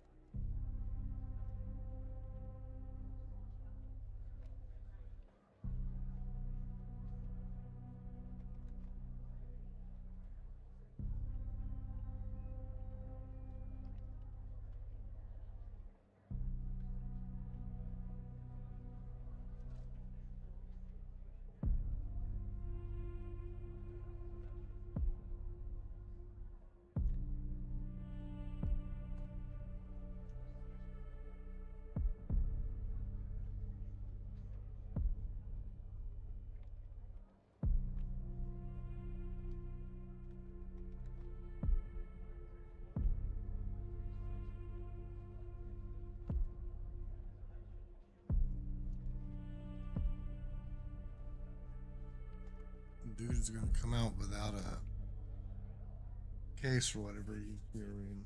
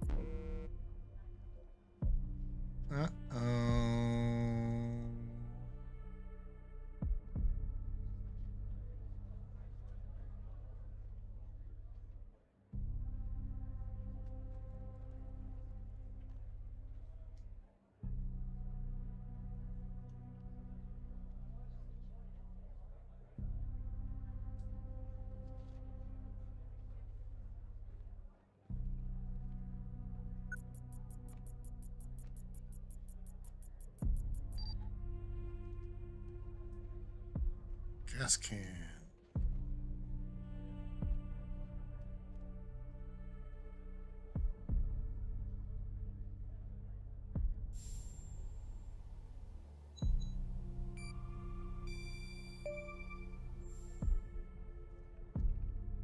Yeah, that's not a box of wine, is it? Can you get an ID on this guy?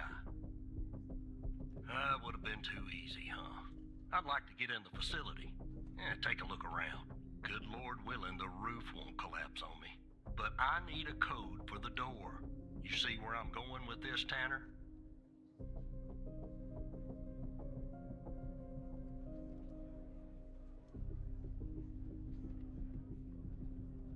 Oh, operator, would you please, pretty please, give me the code for the goddamn door?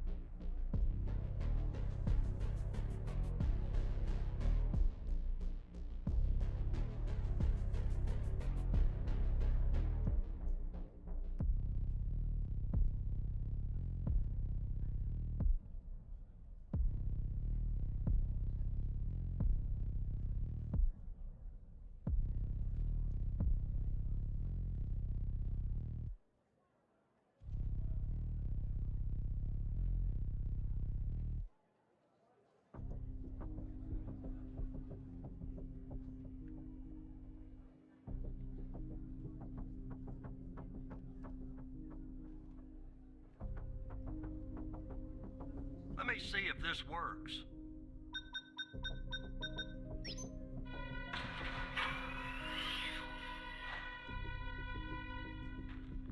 I believe All right, it works. I'm in. Damn it! The smoke in here will ruin this suit too. That's 2 suits in 2 days. Tanner! Well, let me see if I can find something useful. Something that the investigative team left behind. Sure as hell won't be easy.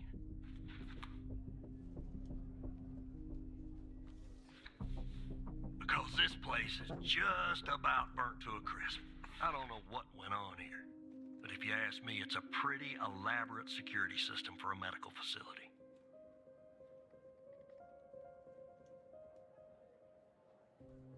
Not much, to be honest. You ever wonder what the baby of a hospital and a prison would look like? Because that's exactly what this place is. While I look around, maybe you could dig more into our little arsonist friend. Anything that you can find, Tanner. I look picky to you.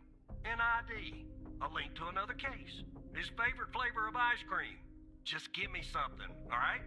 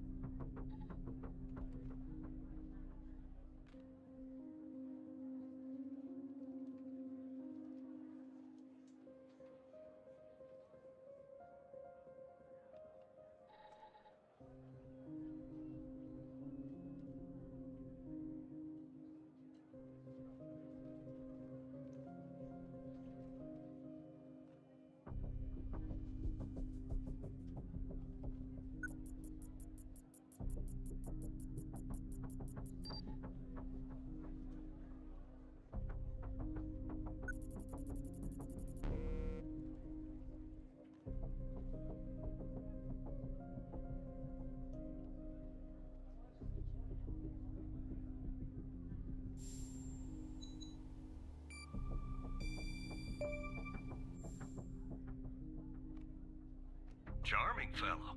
Who's the lead on the other investigation? Ouch. Tough draw for the rook. Hold on. Looks like I found something. What the?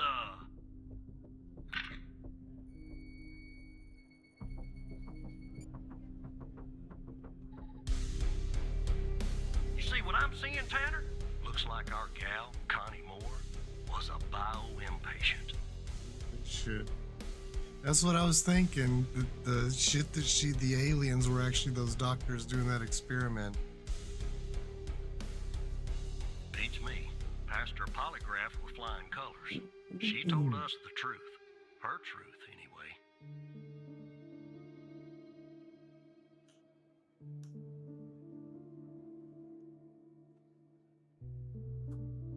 Nope. Looks like either the first responders took that info with them or it burned in the fire. Contact Skinner to update Pendle on her parking garage killer. I'm sure she'll be thrilled. I'll keep looking around here. The world's biggest ashtray. Tell me if you find out anything new about our pyro head, Tanner. And I'll contact you if I come across something on my charred end over here.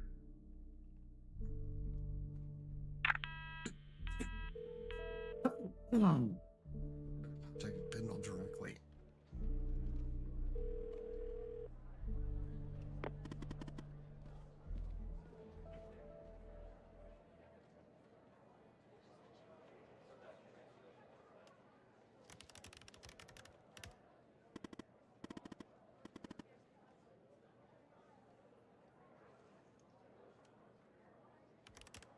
What? Why not?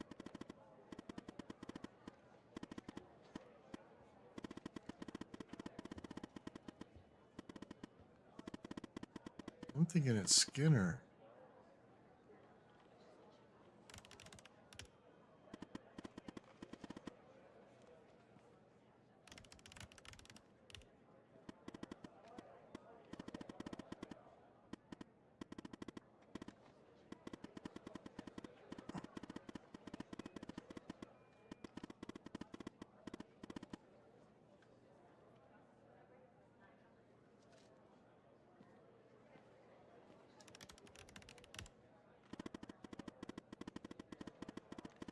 Oh, okay. Yeah. Mm-hmm.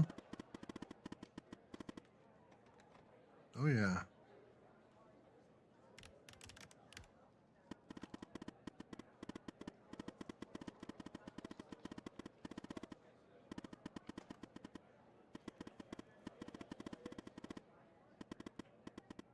Ooh, concealed.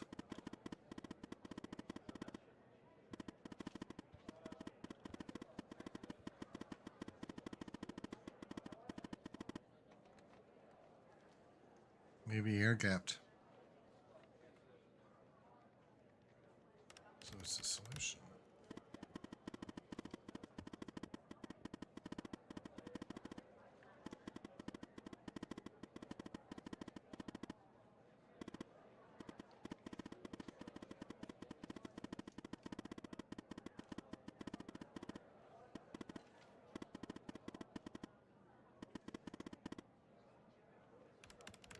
Phase 2?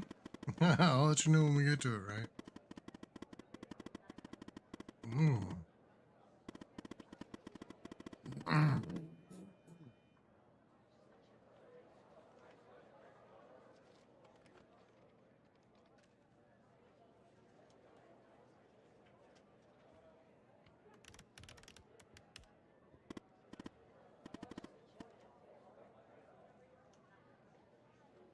Can you come out this way?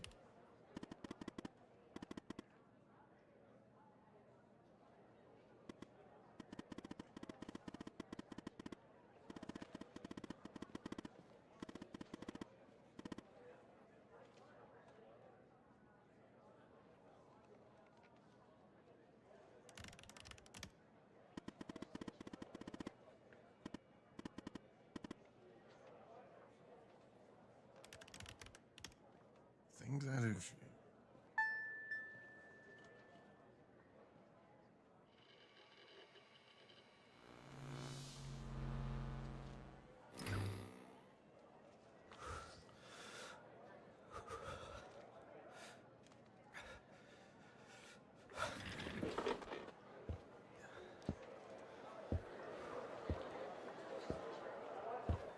Oh, I'm walking to the evidence room. Walking to the evidence room. Oh yeah, walking to the evidence room.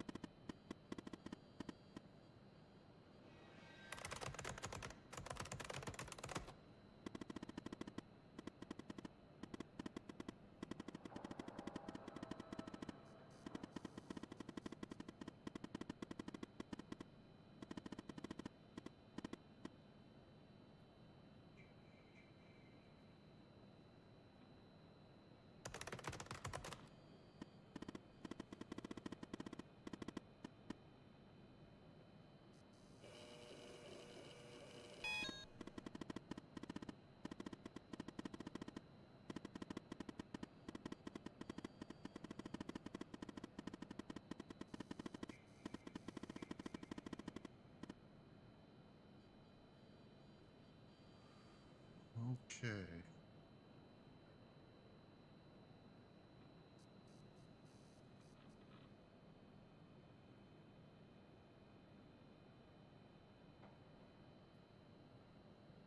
Ooh. There's something right there. There we go.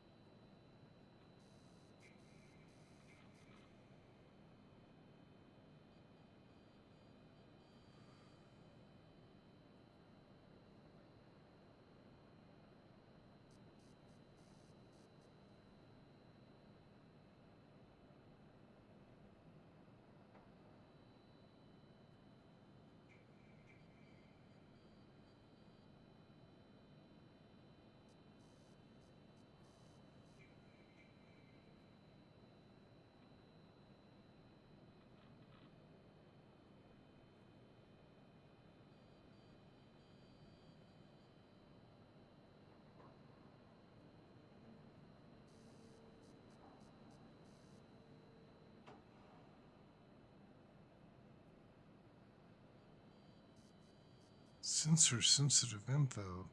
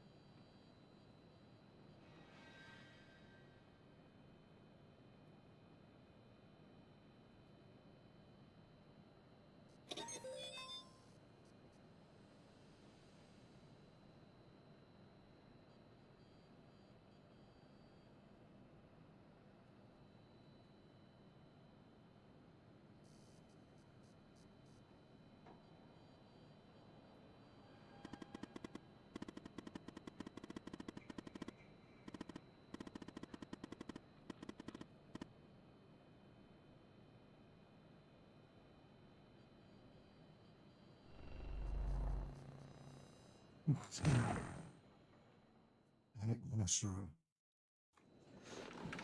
It's gonna be really easy to act natural now. So easy to act natural now.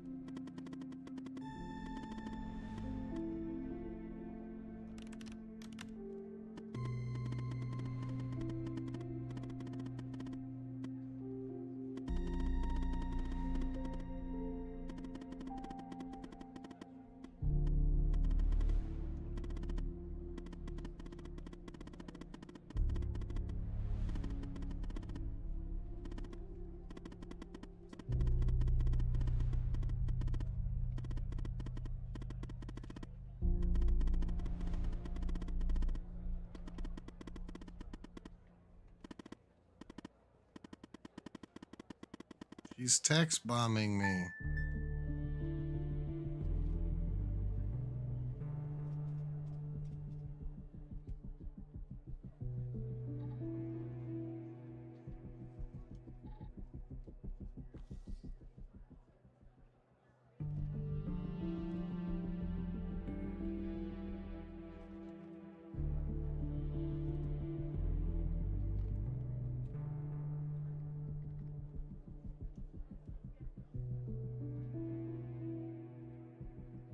Oh.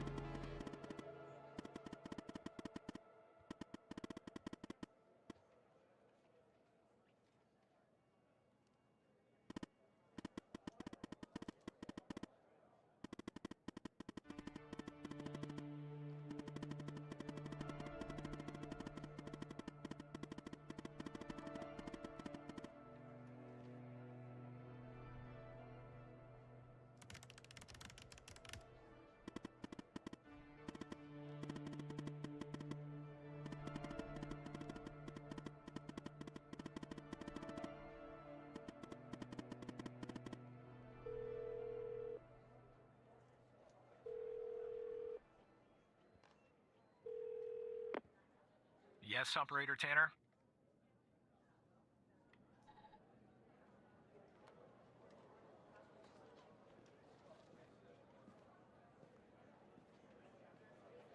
What is this regarding?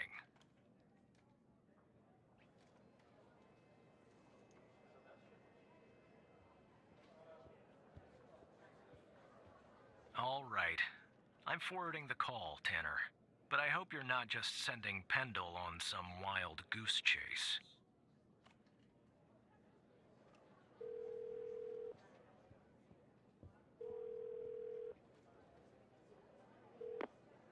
Operator Tanner, what can I do for you?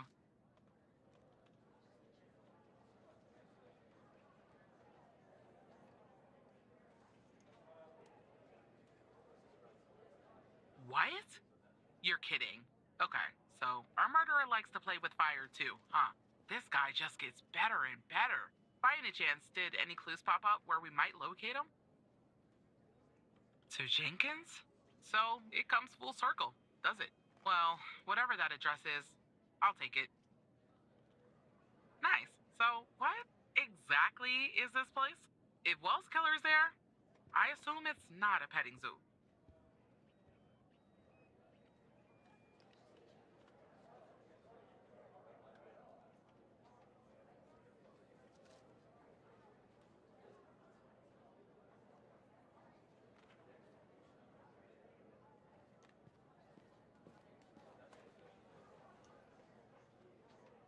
I see. Well, I'm on my way. I'll contact you when I get there. Thanks, Tanner. Maybe now we can finally book this guy.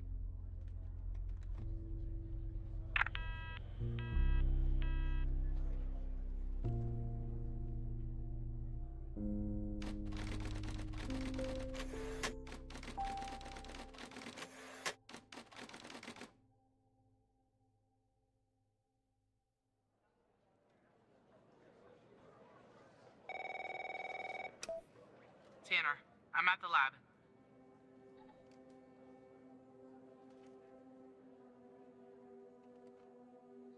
The door was unlocked, actually. It's real weird in here, Tanner. Like everybody suddenly took off. They left all their beeping lab equipment behind. But I don't see any sign of Wells' killer.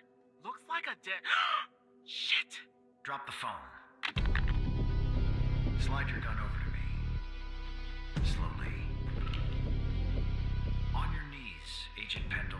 You? How do you know my name? You might want to close your eyes. You don't want to do this. I'm a federal agent. Agent Walker, FBI! Drop the gun! Drop the gun! Move away from her! Now! It's locked. What did you do? Hands up!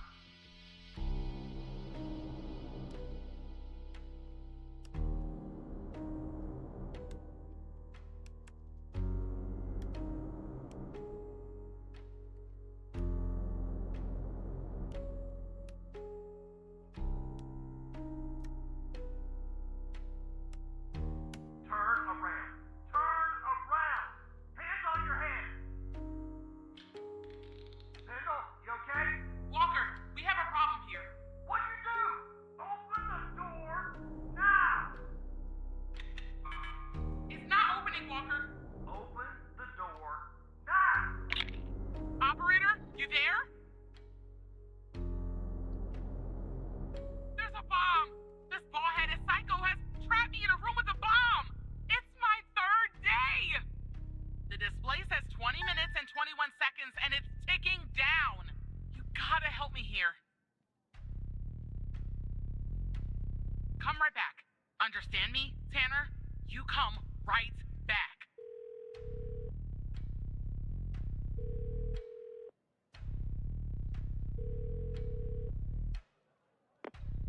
Yes, Operator Tanner?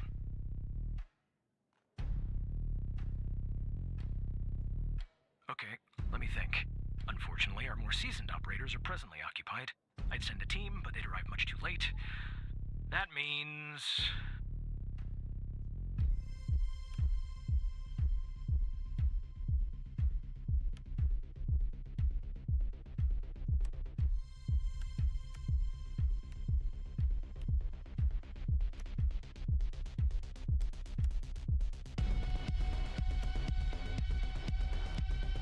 You'll have to defuse the bomb, Operator. I'm sharing the FDI.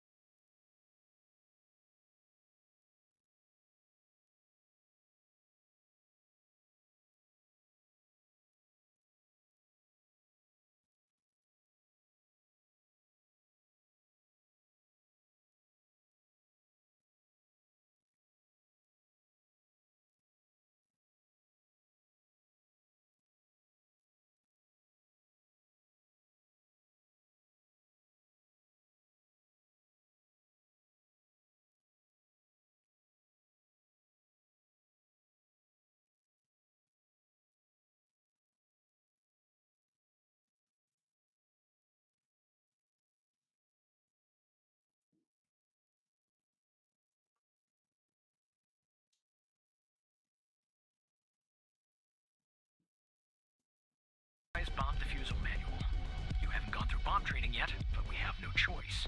What I'm about to tell you is important. Do not read the entire manual. You don't have time. Stay calm and follow the instructions from the beginning. Do you understand?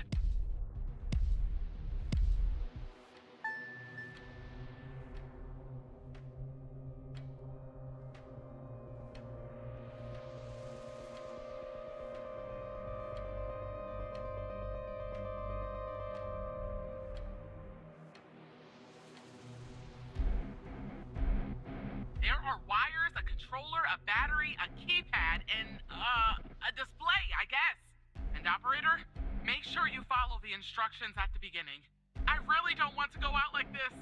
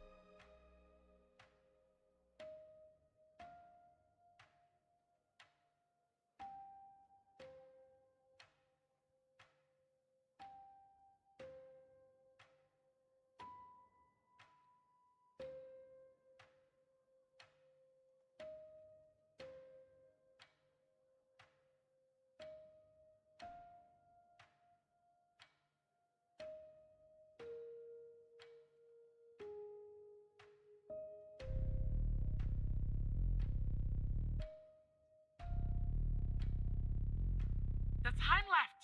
What do you think?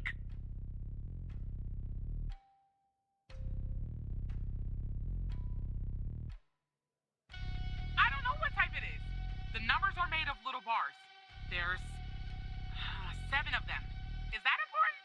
We don't have all day, operator.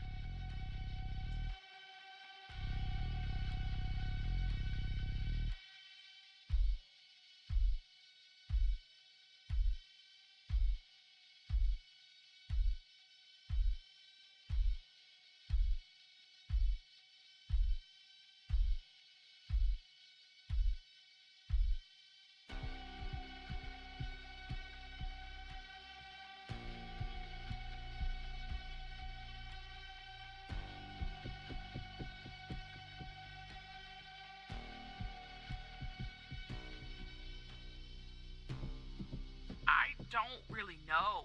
A single battery pack? I think. Wait, it says 9 volts, 0.3 amps, 2,000 milliamps hour.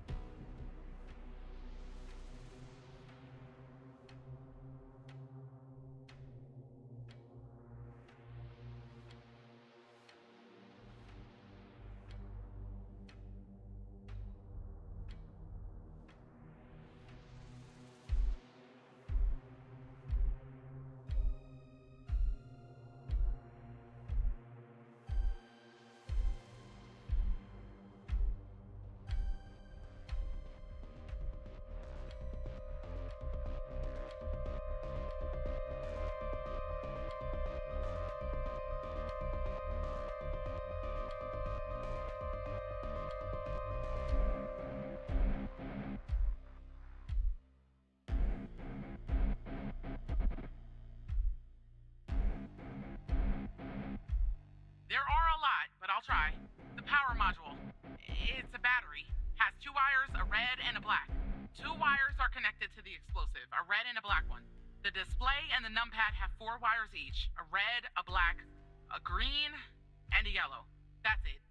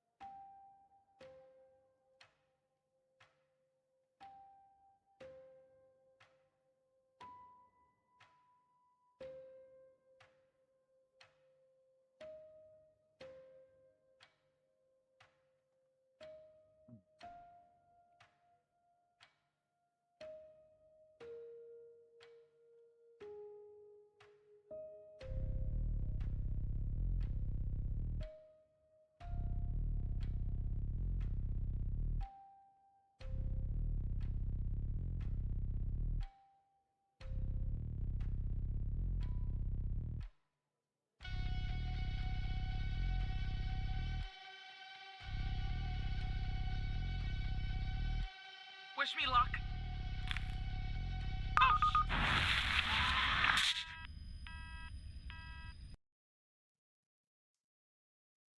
This is just